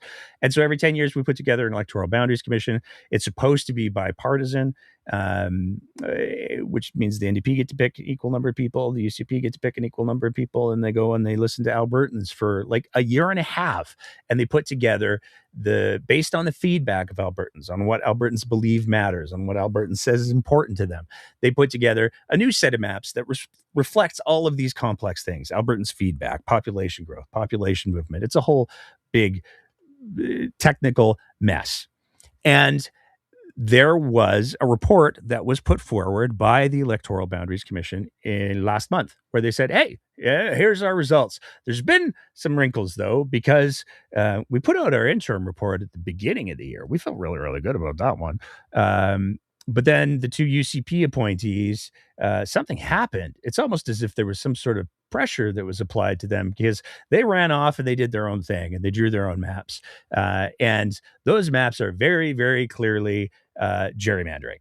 And literally, as we articulated in that episode that we did right before the one we did with Dr. Brad, the report, the majority report says, like, there's a word for this sort of thing in the States. They don't actually use the word gerrymandering, but they come as close as they possibly could without actually saying it.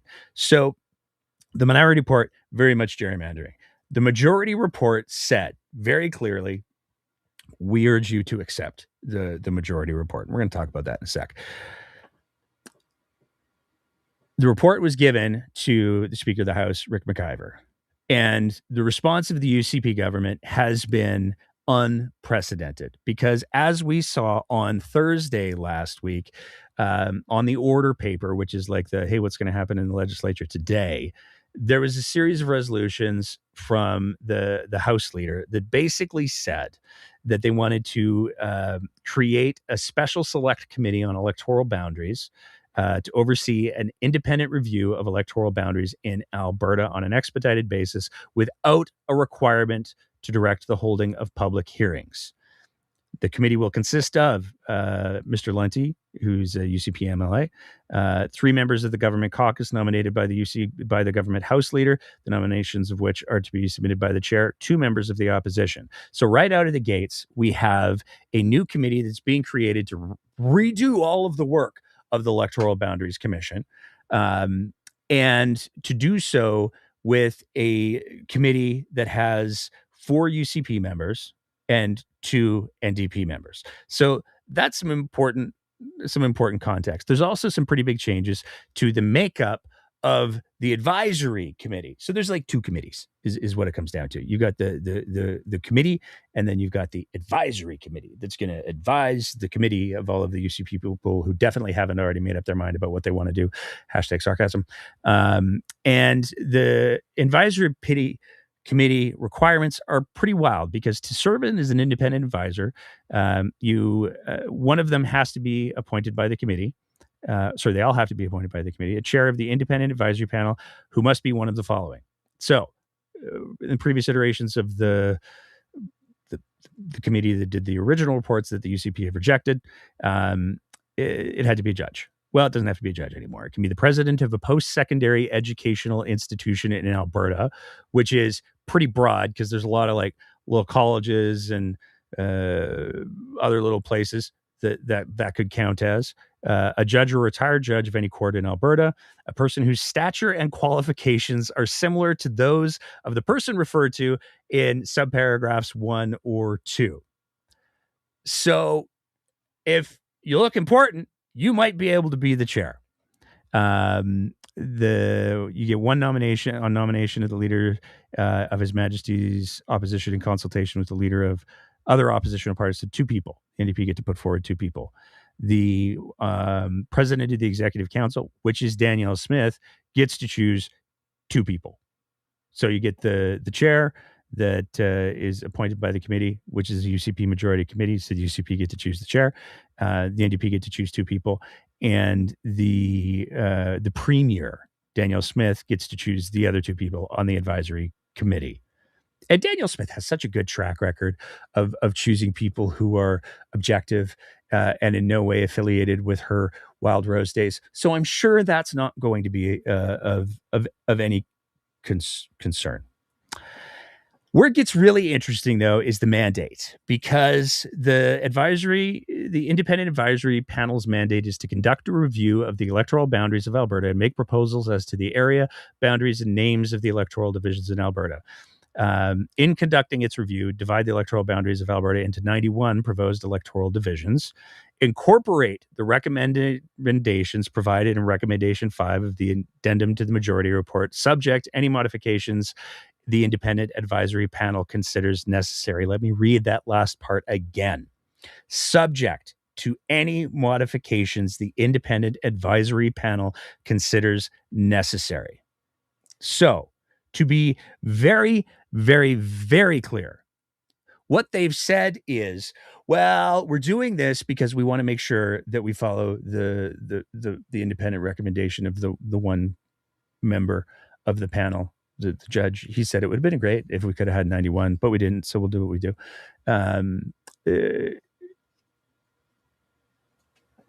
We're going to do that. That's the pretense. Well, the judge said we should, so we're going to do it because we love judges, said the UCP.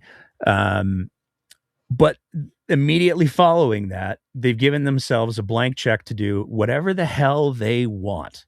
The mandate is do those things, but only as long as you also get to do all of the other things that you want to do. And if there's other things that you want to do, you get to do those. We're just saying, keep the recommendations of the judge in mind. And really the recommendation that we're going to focus on is the 91 seats as opposed to the 89. So they're redrawing the maps. They've given themselves supreme power in regards to how they get to rewrite the maps. They can follow the judge's recommendations, but they don't have to. They can do whatever they want. To be clear, that's what we're talking about here. To also be clear, if we go to page 59 of the majority report, what did the majority recommend? For all the reasons stated herein, the majority recommends the adoption of the majority report in its totality.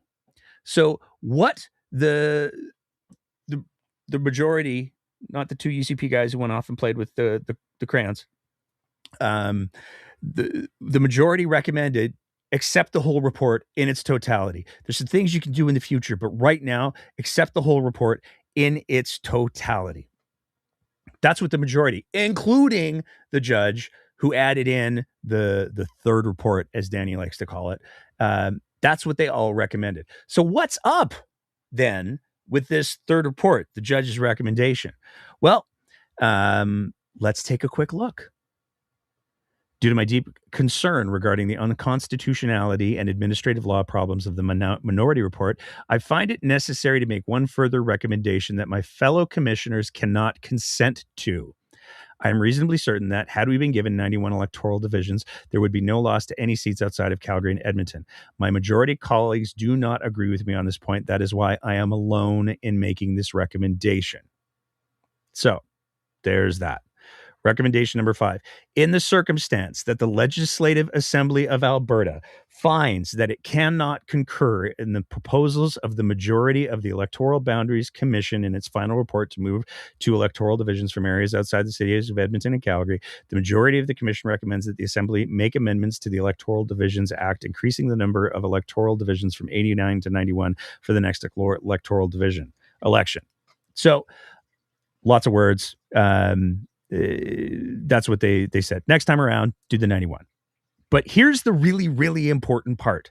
In the circumstance that the Legislative Assembly of Alberta finds that it cannot concur in the proposals of the majority of the Electoral Boundaries Commission in its final report, that's when the judge said, if that's what happens, if you guys can't get there, then here's what you could do.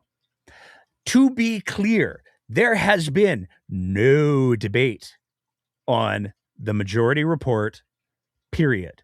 To be clear, there has been no vote on the majority report, period.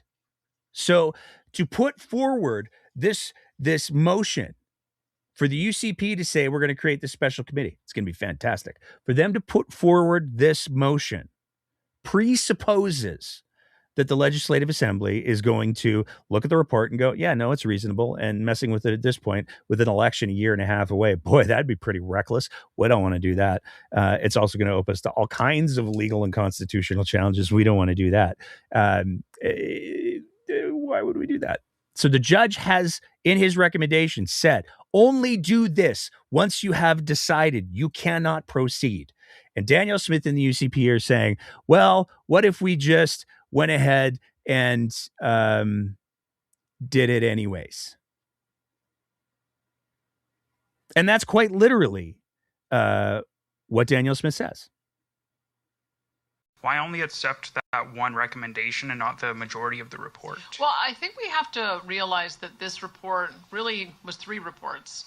There was a majority report, a minority report, and a judge's addendum trying to bridge the gap between the two. And when you look through the report, there are many references to the lament that the majority of members had about losing 2 rural ridings. And, being here today shows you exactly why.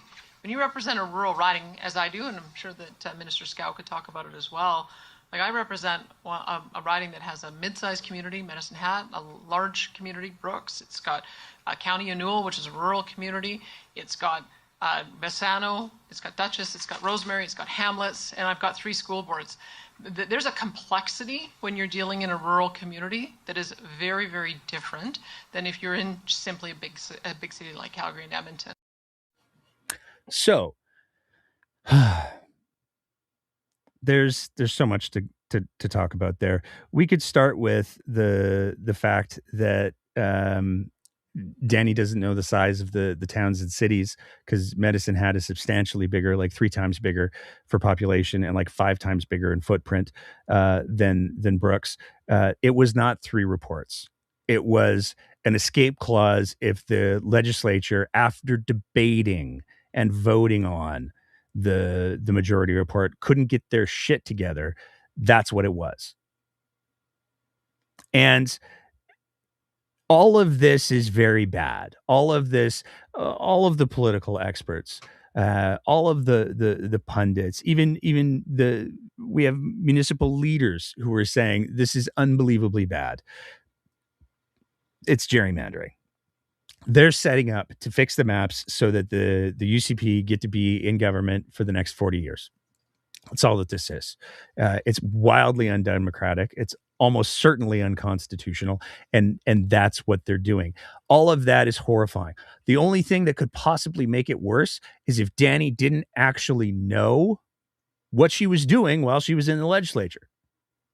The problem, of course, when you have an independent boundary commission is you've got to leave them to do their work. We didn't foresee that they would come back and say we could have done it better if we had given us 91 seats. That's what the judge believed was the way to get rural effective representation.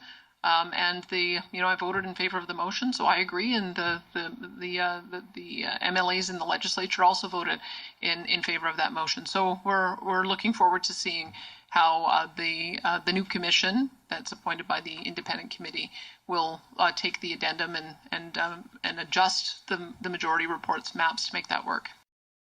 It has been said that Danielle Smith is incredibly effective at reading a script. The problem that we saw on full display right there is that she was reading next week's script because the vote doesn't happen until Tuesday. It literally hasn't happened yet. So for Danielle Smith to stand up there and say, hey, you know what? The reason why I voted for it is because of the judge. That's why I voted. And that's why all of the MLAs voted that way too. It's because of the judge. That's why we voted. When the vote hasn't even happened yet, really underscores how much of a predetermined conclusion this actually is. And the unfortunate part is that, and this is where we get back to Greg Clark. Greg Clark was on that, the original commission. And he emphasizes very clearly, Greg, I don't think I ever see Greg on Twitter anymore. He came onto Twitter and put up a 14-page Twitter thread with the final report to underscore that this is not that. It's so important. Our majority report balances the dramatic shift in population to urban Alberta while respecting the genuine difficulty of representing sparsely populated areas far from the legislature. It was a fair process that created a balanced electoral map delivering effective representation to all Albertans. The majority's view on number of seats in the legislature was clear. We suggested future commissions be given the power to set the number of seats in the legislature like they do in BC. And if so, we may, quote, we may have very well proposed a map of at least 91 electoral divisions, or we may not have. We would have drawn a map of 91 or any other number the same way that we drew the map of 89. We would start with a blank map and independently consider how we could provide effective representation for all Albertans. What we can't do is simply drop 2 new seats onto an existing map. The commission goes where the data takes us, and context matters when we're creating a map based on effective representation for all. It's also important to know that the recommendations that the committee of MLAs implement a map of 91 seats came from only one member of the 5-member commission. I will end with what I think are the most important words in the 362-page electoral boundaries report. The Legislative Assembly should carefully consider the majority of the Commission's independent, justified, and reasonable recommendations before adopting any alternative boundaries. The majority recommends the adoption of the majority report in its totality. So Greg Clark says it very, very clearly. This is the best that we could do under the circumstances. We don't think those circumstances should change until the next time that we go on an endeavor like this, because it would be unconstitutional. It would be all of these other things. But Danny's going to Danny, and she's going to read next week's scripts. And so we all know what's going to happen on Tuesday already, because she already said. And the wild thing about this is yesterday on Your Province, Your Premier, she made the same mistake again. Yes, there does need to be some redrawing of the electoral boundaries, but why reject that independent commission? Well, let's be clear about what the commission said. There wasn't a single unanimous report. There was a majority report, a minority report, and a judge's addendum. There were kind of 3 reports in there. And the big issue that was the problem is that our population increased 20%, and yet when we made the decision to establish this commission, we only increased the number of seats by 2%. And so they were in a real conundrum, and they mention it. They lament throughout that they don't want to lose rural seats, but because they're confined to 89 seats, it had the effect of eliminating 2 rural seats. And so the judge, I thought, came up with a pretty elegant answer. He said, keep most of the report, but go to 91, make whatever adjustments you have to be able to accommodate that. And he even gave direction about how to go about doing that. And so that's what we passed, with majority report with the judge's addendum. And there's a new independent, we haven't passed it. That's what we have proposed. It is going to be debated next week. And members of the Legislative Assembly will have a chance to vote on that. They can vote it up or vote it down. But we're taking the advice of the judge, who felt like they couldn't do their work properly with only 89 seats. Go to 91, keep the most of the majority report, and I think we'll get to something that everybody will be happy with. See, she caught herself that time, but she said it again. That's why we all voted this way. Oh wait, no, we haven't voted yet. Just kidding. It's next week. And that brings us into the Your Province, Your Premier segment, which is going to spin us into the AISH stuff. So I know that we're almost 2 hours in, but I really do beg you to stick around because it's so important. I can't underscore that enough. There was another question that was asked about the electoral boundaries. And the voice, for those of you on the TikTok, that little app there, I do not myself TikTok. Every once in a while, I'll post a breakdown clip to TikTok. I recently found a very funny video about cows. I laughed about that for like half an hour and shared it with my whole family because I'm a big child. But I feel like the person who asked the question that we're about to hear and Daniel Smith's response to it is something of a TikToker. I think everyone agrees that the entire province deserves effective representation, but why didn't you first give the Boundaries Commission a mandate to add 4 seats rather than 2? Because, I mean, now we're spending money on this twice. Mm-hmm. Everyone knows how much the population has grown. And second, why don't you allow the same Boundaries Commission to go back and add those 2 ridings rather than having this new commission, which is made up of majority your UCP government ministers? I think people think that is unfair. Thanks for the question. I would say, so there's 2 steps that the judge suggested. The judge suggested creating a legislative committee or a commission on advice from Parliamentary Council. They said establish the legislative committee and then they can go to a commission. So I believe that that's the intention of the chair, Brandon Lunty, is to establish the bipartisan legislative committee and then turn it out to a commission again. The reason we can't use the same is they're exhausted. And the judge has said he doesn't want to do it anymore. So we would need to have a new head of that commission and then some new appointees as well and a fresh perspective. There's just a mountain of materials that they're going to be able to look at because there was a mountain of submissions that were made. And with this new revision, it's pretty clear what the judge has suggested the areas of dispute were, and he's pretty clear about what he thinks would be able to be done to bridge the gap. And I think that's what we want to get to. We want to get to it. I have to say, it never came up. When we were talking about it, I think we believed that an additional 2 seats would have been sufficient. And it really was through the course of them getting their feedback that the commission told us that they wish they'd had the ability to go to 91 seats. That's one of the recommendations, in fact, is that next time, give the commission the latitude to increase the seats to what they think is reasonable. And so we may have to change the legislation to accommodate that. The other thing they said is maybe we should just be looking at electors rather than full population, because we have a lot of people in Canada or in Alberta who can't vote. So people under the age of 18 can't vote, and people who are permanent residents or temporary can't vote. And yet we look at population rather than electors. So that's another thing that I think it was good advice from the commission. And so that may be also in future legislation. But I think it just, when you're in the middle of a process, you can't change it midstream. You have to establish it in legislation. And so I think they were wise to give us some advice of what we could do next time to avoid the impasse that the committee got to. But I think the judge has come up with a reasonable way of accommodating the minority and the majority, and we'll see what the next commission says. Now, there's a lot of stuff. That's a fruitcake of a clip right there. For just how dense it is. But the big thing that I want to emphasize at the end there is the comments about the report. They recommended that we look at electors instead of population. First of all, no, they didn't. The minority report, the two UCP guys who went off and played with crayons, those two put forward the idea that maybe that's something that we should be looking at. Here's the problem with that. There's this little country south of us that did this whole thing a couple hundred years ago based on the idea of taxation without representation being bad.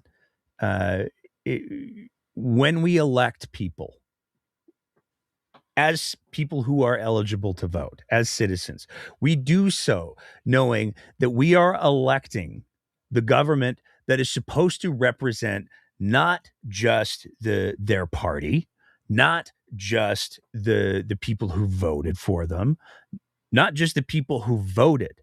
They are there to represent the entire area that they got elected to represent. That's the job that you're applying for when you run for office. You're not running for office. And I would challenge any UCP, MLA, to make this part of their platform in the next election where they say, I will only be working for voters. Anybody who's not a voter, if you're a permanent resident, nope, you don't get my attention. I will not return your emails. I will not return your phone calls. I will need to see a copy of that driver's license that has your citizenship on it before I even make an appointment to deal with you. I would challenge any UCP MLA to run on that platform, because I don't think that they could draw a map that would get them elected if they were honest about that piece. Communities are made up of citizens. They're made up of permanent residents. They're made up of temporary foreign workers. They're made up of a lot of people under the age of 18. All of those people deserve representation. All of those people make up that community. That community deserves representation. And if we're going to two-tier our political system in the same way that the UCP are two-tiering healthcare, then they better have the stones to own that up front. And with that, we switch back to healthcare, because there's been some violence in some healthcare facilities for quite some time. Now, this gets complicated fairly quickly. It does. And there are no simple solutions, because there is violence towards healthcare workers all the time. Full disclosure, speaking only for myself and nobody else or any organizations that I'm affiliated with, I am a healthcare worker. And I see people in crisis all the time. And I see people behaving badly all the time. I see people making poor choices all the time. The people are in crisis. Emergency rooms, you see that a lot. Certainly out in the community with EMS, you see that a lot. That's the reality. Making sure that healthcare workers in either of those environments are appropriately protected is super important. Making sure that they have the training to de-escalate those situations appropriately and keep themselves safe, super important. Saying to people who are in crisis for either psychological or medical reasons that they only get care if their behavior is appropriate is not only profoundly ignorant of a long list of health conditions, but it's also exactly what the Premier of Alberta said yesterday. We are rolling out a pilot project for doing metal detectors and weapons detection in Royal Alex. And that's after the stabbing incident there. Completely. UNA was calling on that, but why did it have to take that stabbing to get to this point? Well, one of the things that we discovered in our weekly meetings is that doctors and nurses feel that our legislation and their colleges require them to accept any patient, no matter what the circumstances that they show up under. And so we're working now with the colleges, and we're working to see if we need need to change legislation to say, no, there are certain conditions. We already have this at airports. Like, you can't walk into an airport with a weapon. Well, and you can't. That's federally regulated, though. And that's what I'm saying is that we have an expectation in certain environments. You can't walk in with weapons, and you can't be violent, or you're booted out.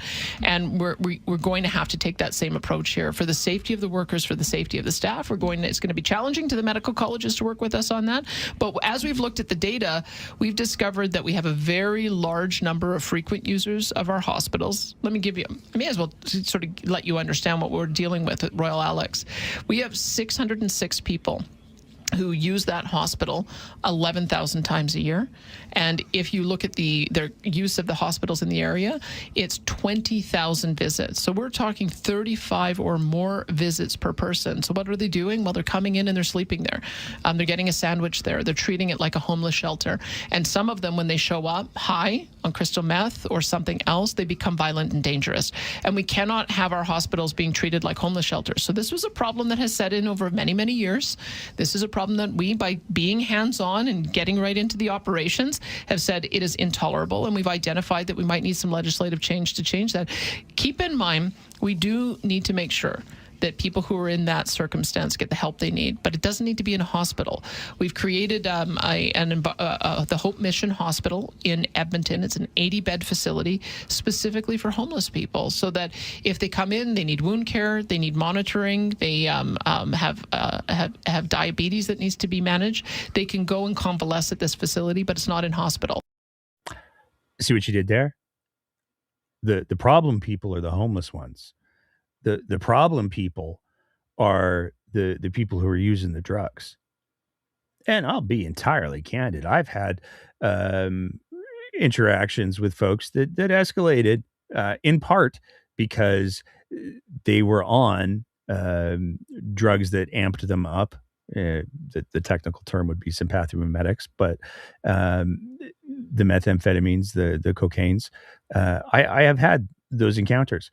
I've also had way more aggressive and violent encounters with ignorant people. It's not the drugs. It's not the homeless. Most of the homeless people that I encounter, they're delightful. Give them a little bit of respect. They give you all the respect in the world because they're not entirely used to kindness. The people who are the problematic behavioral ones are the entitled ones.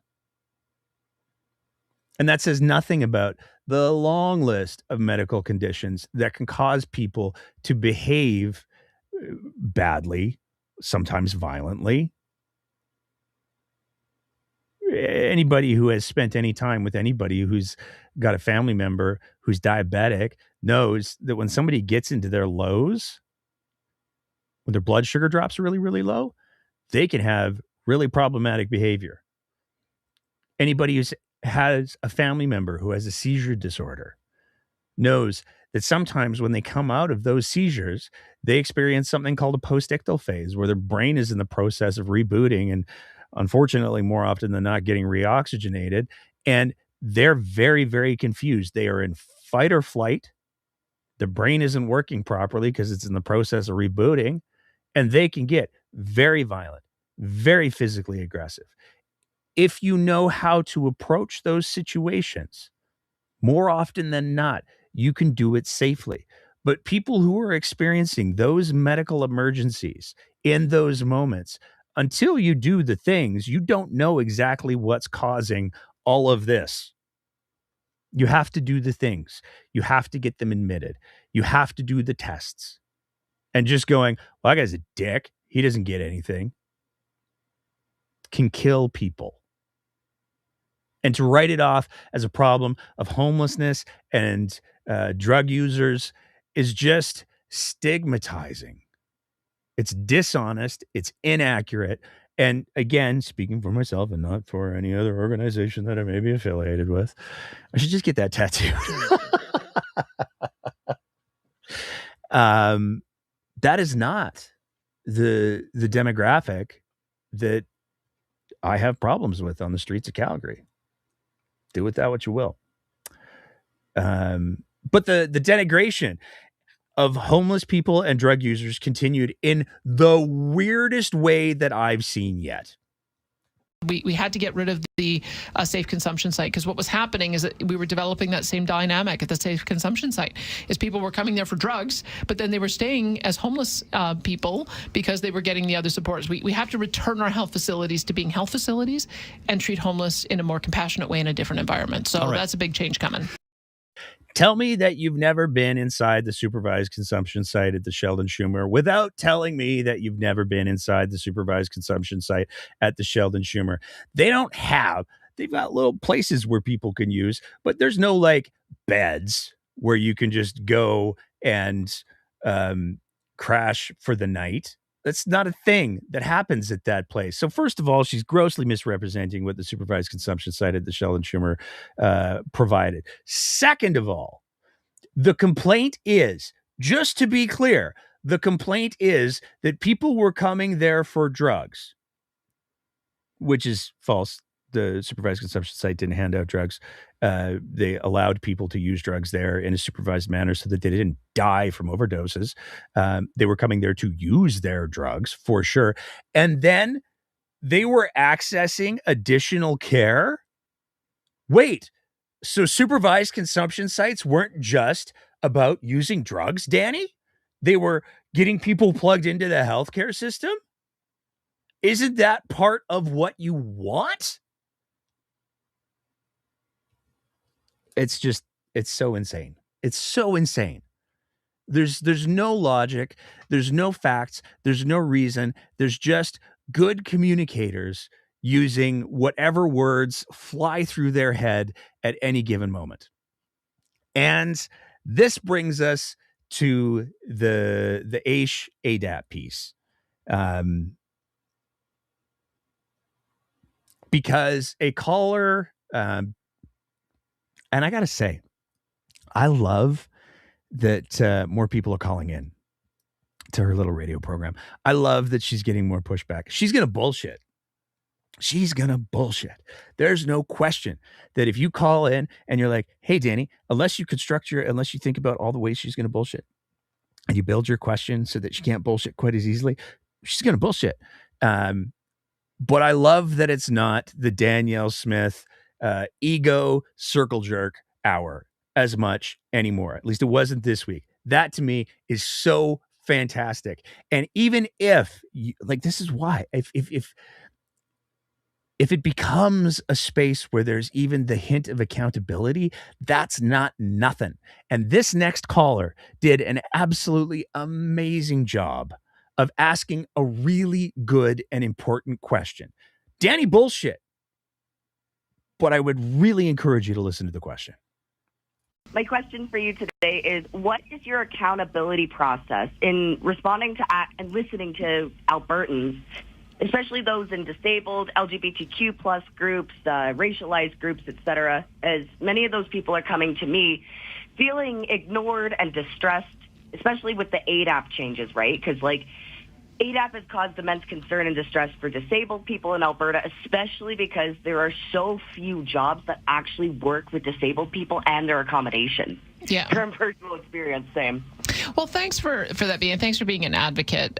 So two different ministers interact with those different communities. Tanya Fear is our arts and culture minister, who also gives funding to different LGBTQ groups. So you can talk to her or direct them to her office. When it comes to disabilities, I just think we need to be clear about what it is that we're doing. We're creating 3 different streams for those who have various levels of disability, whereas we only had one before. The one we had was assured income for the severely handicapped. And I think most people expect that if you're going to be on that program, it's because you're severely handicapped and unlikely to work, so you need a higher level of support. The ADAP is meant to be for those who can have some kind of work, and we want to encourage them to work to the level that they're able to, all the way up to $45,000, without feeling like they're going to have a dramatic fall off in their benefits to stop them from working. That's what we've seen, is that the dramatic fall off in benefits has prevented people who would otherwise work from working. So that's why it's set at a bit of a different rate. And then there's also a third stream because we heard people just stay on AISH sometimes because they need the medical benefits. So why don't we give a pharmacare support to those who need it? Maybe they can't get a proper pharmacare support from a private employer, but they can get full income. So what we've done is created 3 different streams. And so when a new person comes in, they're going to be in one of those different streams. Either they'll have full market income and just need the pharmacare, or they're going to have a support of up to $1,740 a month, and then they can earn more, up to $45,000 until it completely phases out, and then the $1,940 for those who are unable to work to any great degree and need that extra support as well as the medical benefits. So I hope people think about it that way, is that we're trying to create 3 different options for people depending on their level of disability, rather than just lump everybody into one program. Now, to be clear, there's not just one program. AISH is for the severely handicapped, which is to say, if people are on AISH, it is because they have already demonstrated that they are severely handicapped. And the question was asked, how do you hold yourself accountable when dealing with these communities? And let's be clear.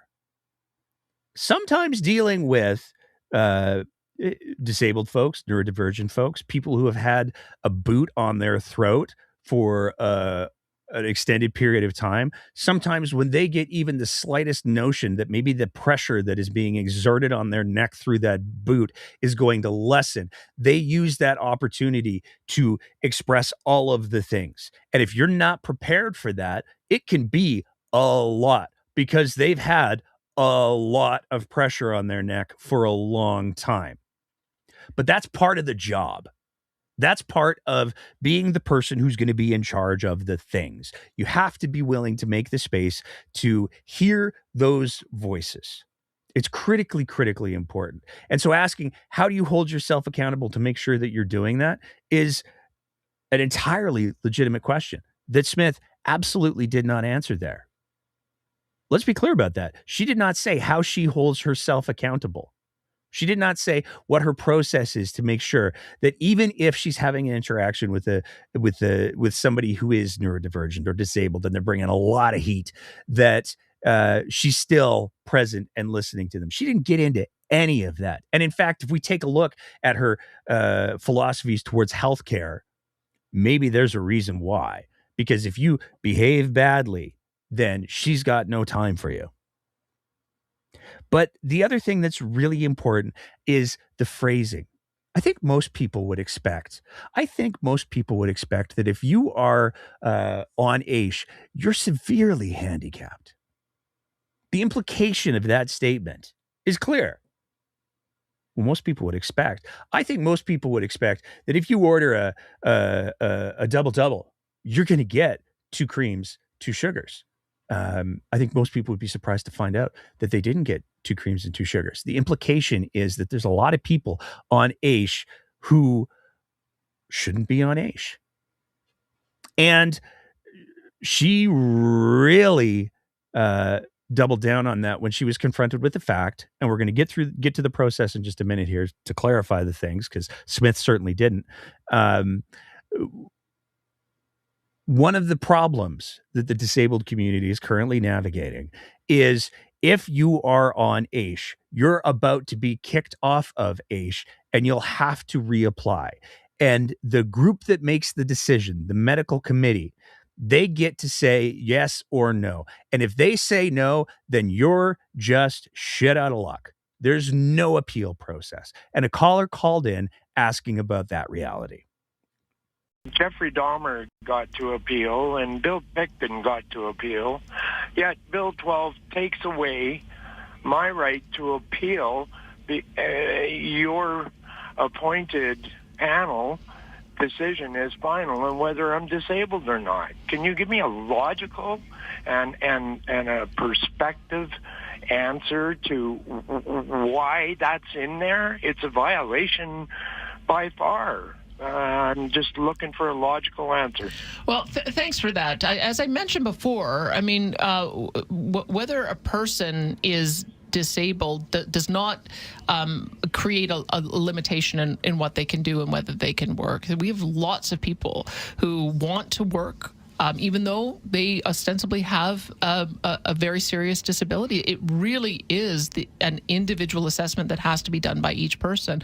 The assured income for the severely handicapped should be for severely handicapped. There should be no question from anyone, whether it's 15 different assessments, they should all come up with the same thing, because the severe assessment is such an obvious indicator that there wouldn't be any difference. Where there's wiggle room, of course, is in whether somebody is able to work. And that's why we have a different stream, is we want severely handicapped to be supported at the highest level, $19.40 a month, which is higher than any other province, along with all of their medical benefits, and then $17.40 for those who are able to work. And we want to support them in their full ability to work up to $45,000, as well as have the medical benefits.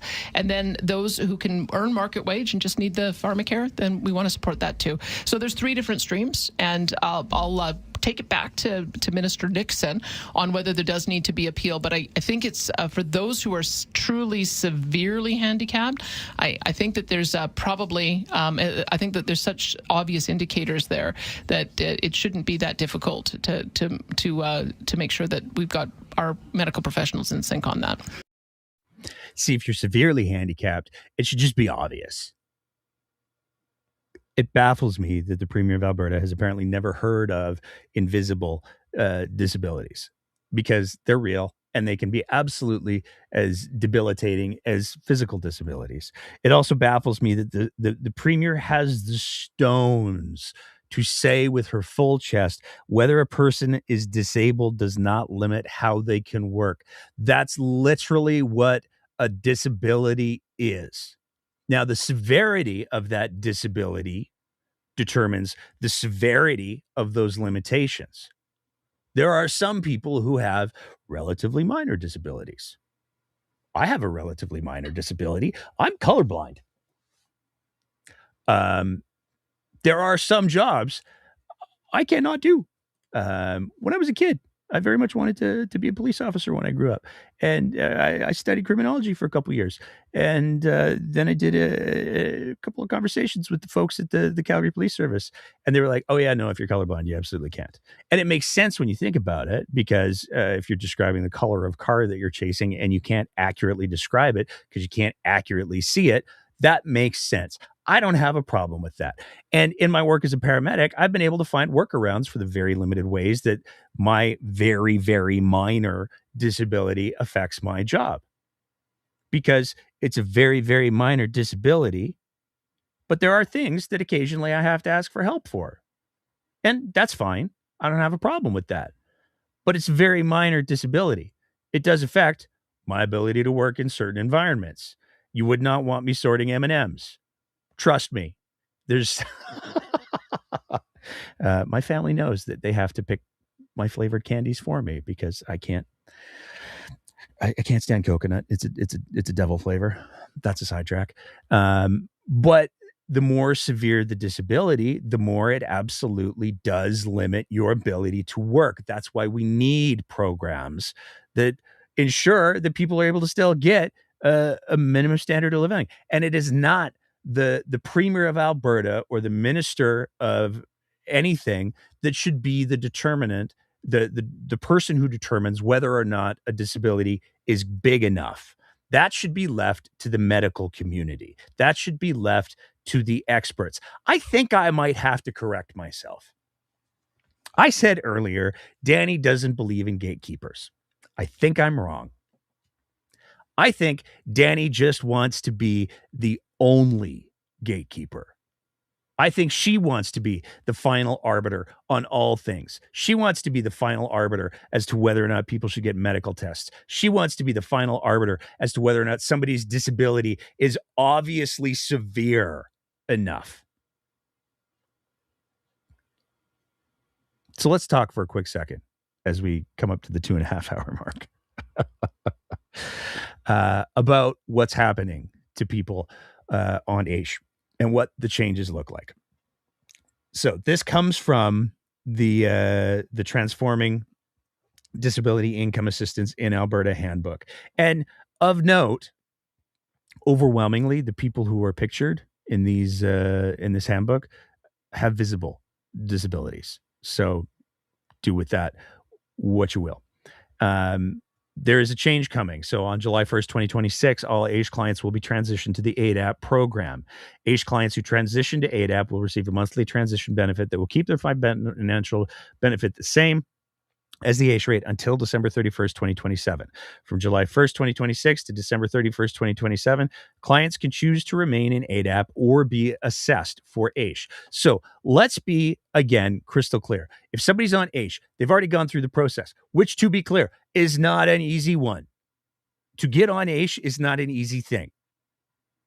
Anybody who thinks it is needs to disabuse themselves of that notion, because it's simply not true.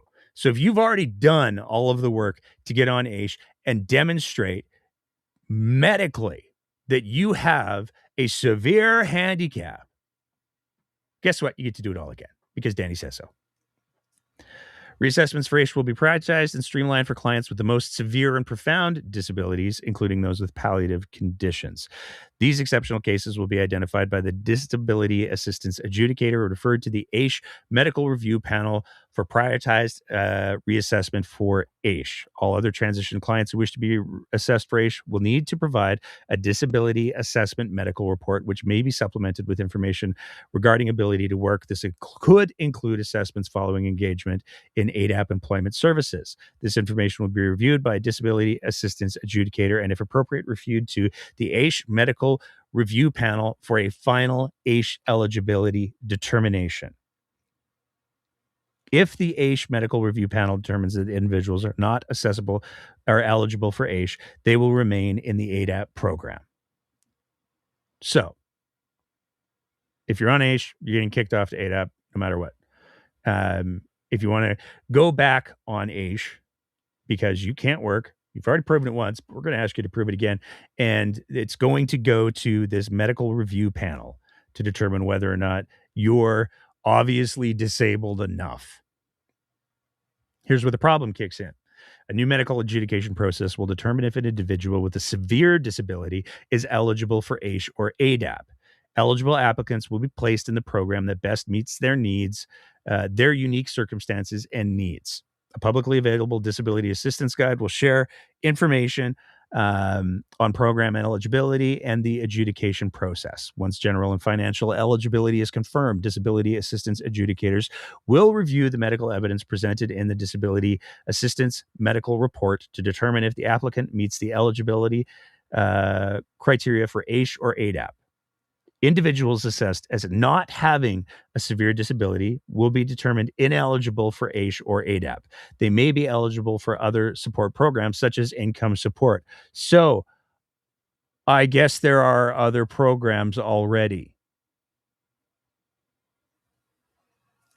Individuals assessed as having severe disability and some ability to work or requiring further verification of ability to work will be approved for ADAP. Individuals assessed as having a severe disability that results in them being permanently unable to work will be referred to a medical review panel to confirm or deny eligibility for AISH.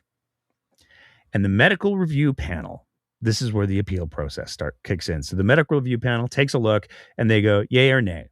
And if they say nay, if they say we do not believe that you are disabled enough, decisions by the AISH Medical Review Panel to deny eligibility for the AISH program will be final and not subject to appeal. That's it. You're not going to get to be on AISH. And all of this boils down to the notion, fueled by comments like the ones that you heard the premier make there, that there's a boatload of people who they just shouldn't be on AISH. I just feel like, as somebody who's not a physician, who's not a psychologist, who's not an expert in any of these things, I just feel like they shouldn't be on AISH. That's what it boils down to. And it's a narrative that's being amplified by the premier and her ministers. That's the bottom line. If you don't like that somebody is on AISH, again, it baffles me. It truly baffles me. Because if you take a look at the amounts that people are getting when they're on AISH, they are literally hundreds of dollars below the poverty line. And if you think that somebody who's living literally hundreds of dollars below the poverty line, after having being assessed by medical professionals as having a severe disability, is winning? I do not know what to tell you. I do not know what kind of society you aspire to be a part of. They're living below the poverty line. I don't know what else to say. If you think that that's some sort of free ride, you have a cynical approach to the universe that I just cannot wrap my head around. But here's the thing. And this is where the theme comes back of Danny wants to be the biggest gatekeeper. Because on the taxpayer paid for Alberta Update, the propaganda hour that we get every 2 weeks or whatever it is, she had some thoughts that she wanted to share. And this is the clip that we're going to end the full content of our show on. Don't worry, I'm still going to play the happy one at the end. If we need to bring in a school resource officer, police officer, a social worker, a mental health professional to work with that individual and their families to start getting appropriate behavior, let's do it. If that child needs to be removed from a school environment and have more one-on-one education in a specialized environment because they need to learn how to self-regulate, let's do that too. We're sort of drawing a line that you can earn your way, of course, into inclusion, but you can earn your way out of it too. You can earn your way into inclusion, but you can earn your way out of it too. That's not inclusion. It's not. Inclusion is recognizing that there are people who have different needs and saying, okay, we still want them to be a part of our society. We still see the inherent value that they bring to the table, despite whatever other things they might be dealing with. And we're going to make sure that there is a space for them at our table. Maybe we have to rearrange some chairs. That's what we have to do. That's what we have to do. Because seeing the inherent value of that human is more important than having to rearrange some chairs. Not for Danny. You have to earn your seat at the table. And this goes back to the whole theme that I've been positing for years. Danny views the entire universe through the lens of sitting at the cool kids' table. You have to earn your way there. That's where she wants to be. She wants to always be at the coolest kids' table, and she just can't get there. Donald Trump didn't remember her name. She can't get there. And the tragedy is she's going to make sure nobody else gets to be at a better table than her or an equivalent table to her if they didn't earn it.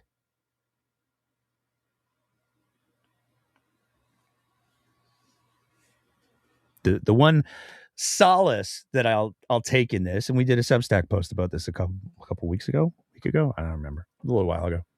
The Breakdown was invited to attend an event where we got to listen to and observe and report on the experiences of a bunch of disabled folks who are navigating this whole transition from AISH to ADAP. We got to see their frustrations, their hurt, their resilience, their commitment to not backing down, to not giving up. And it was amazing. And I can tell you, I would much rather on any day of the week sit at a table with folks who have that kind of resilience, who are just trying to get by. They're not trying to get more than anybody else. They're not trying to go to Mar-a-Lago. I would much rather sit at a table with any of those folks than I would rather sit at a table with Danny or any of her MLAs who are willing to decide who's disabled enough, who are willing to write people off, and who are willing to say that you have to earn your way into inclusion. I'd much rather hang with the folks at that town hall. And that is our program. 2.5 hours. I'm so sorry. I'm so sorry. I wish things were less bad, but I wore this shirt for a reason, because it is every day with this government. They're doing something that is just beyond the pale. And it makes me unbelievably sad that I'm probably going to have Dr. Dwayne Bratt buy me a beer that I have to give back to him on this whole Electoral Boundaries Commission, because the only way to not be surprised by the current provincial government is not to approach it with a sense of optimism. It is to approach it with a sense of cynicism, because they just keep going lower and lower and lower and lower. So sorry about the 2.5 hours, folks, for those of you that somehow made it this long. And now I'll do the plugs. So to start with, we do still have our shop up and running. It's put together by the good folks at Oddities. We have the hoodies, we have the t-shirts, we have all of the things. If you go to www.thebreakdownabmerch.ca, you can buy something for wearing. And if there's any suggestions that anyone has for like products they'd like to see, drop us a line. If there's a design, or if there's a particular, like, I don't know, onesie or something that you'd like to see that's not on there, let us know. We'll do what we can to work with the folks at Oddities to get it in for you. With that being said, the other plugs are, if you appreciate the kind of content that we're trying to produce here at Breakdown, we'd love nothing more than if you signed up to be one of our Patreon sponsors at www.patreon.com/thebreakdownab. You can set your price. You can sign up for the monthly contribution. But if you're not into the monthly contributions and you just want a little, like, go buy yourself a coffee or a new light thing or something like that, you can always send us an e-transfer to info@thebreakdownab.ca. Those are the big plugs for all of the ways that you can support us. I want to say a big thank you to the chat. I can see that you've been very busy. Unfortunately, this episode, so have I, so I haven't had a chance to look yet, but I am excited to. And that's the show, folks. Thank you all so much. And here's the clip. How's your BS detector evolved over time? I tend to be pretty trusting. I'm never going to stop playing that damn thing. I'm never going to stop playing it. It is, we do these 2.5 hour dirges. It's nice to have something at the end that just reminds you how silly and ridiculous this all is, despite being tragic. Thank you all so much for tuning in. If you're listening to the audio version of the podcast, do the reviews and the stars and the things. If you're watching on the YouTubes, the likes, the subscribes, share it with your friends. We're going to do the same thing that we do, where we break it up into multiple segments throughout the course of the week. So if there's one segment that you really like, to keep an eye out for that. If you click the little bell thing, it'll tell you when we post it. And then you can send it to your uncle, Roger, who might learn something, or maybe might write you out of his will. It's so hard to tell. But I want to thank everybody for tuning in and engaging. Thank you all so much. We will see you next time. And in the meantime, and in between time, keep the conversation going.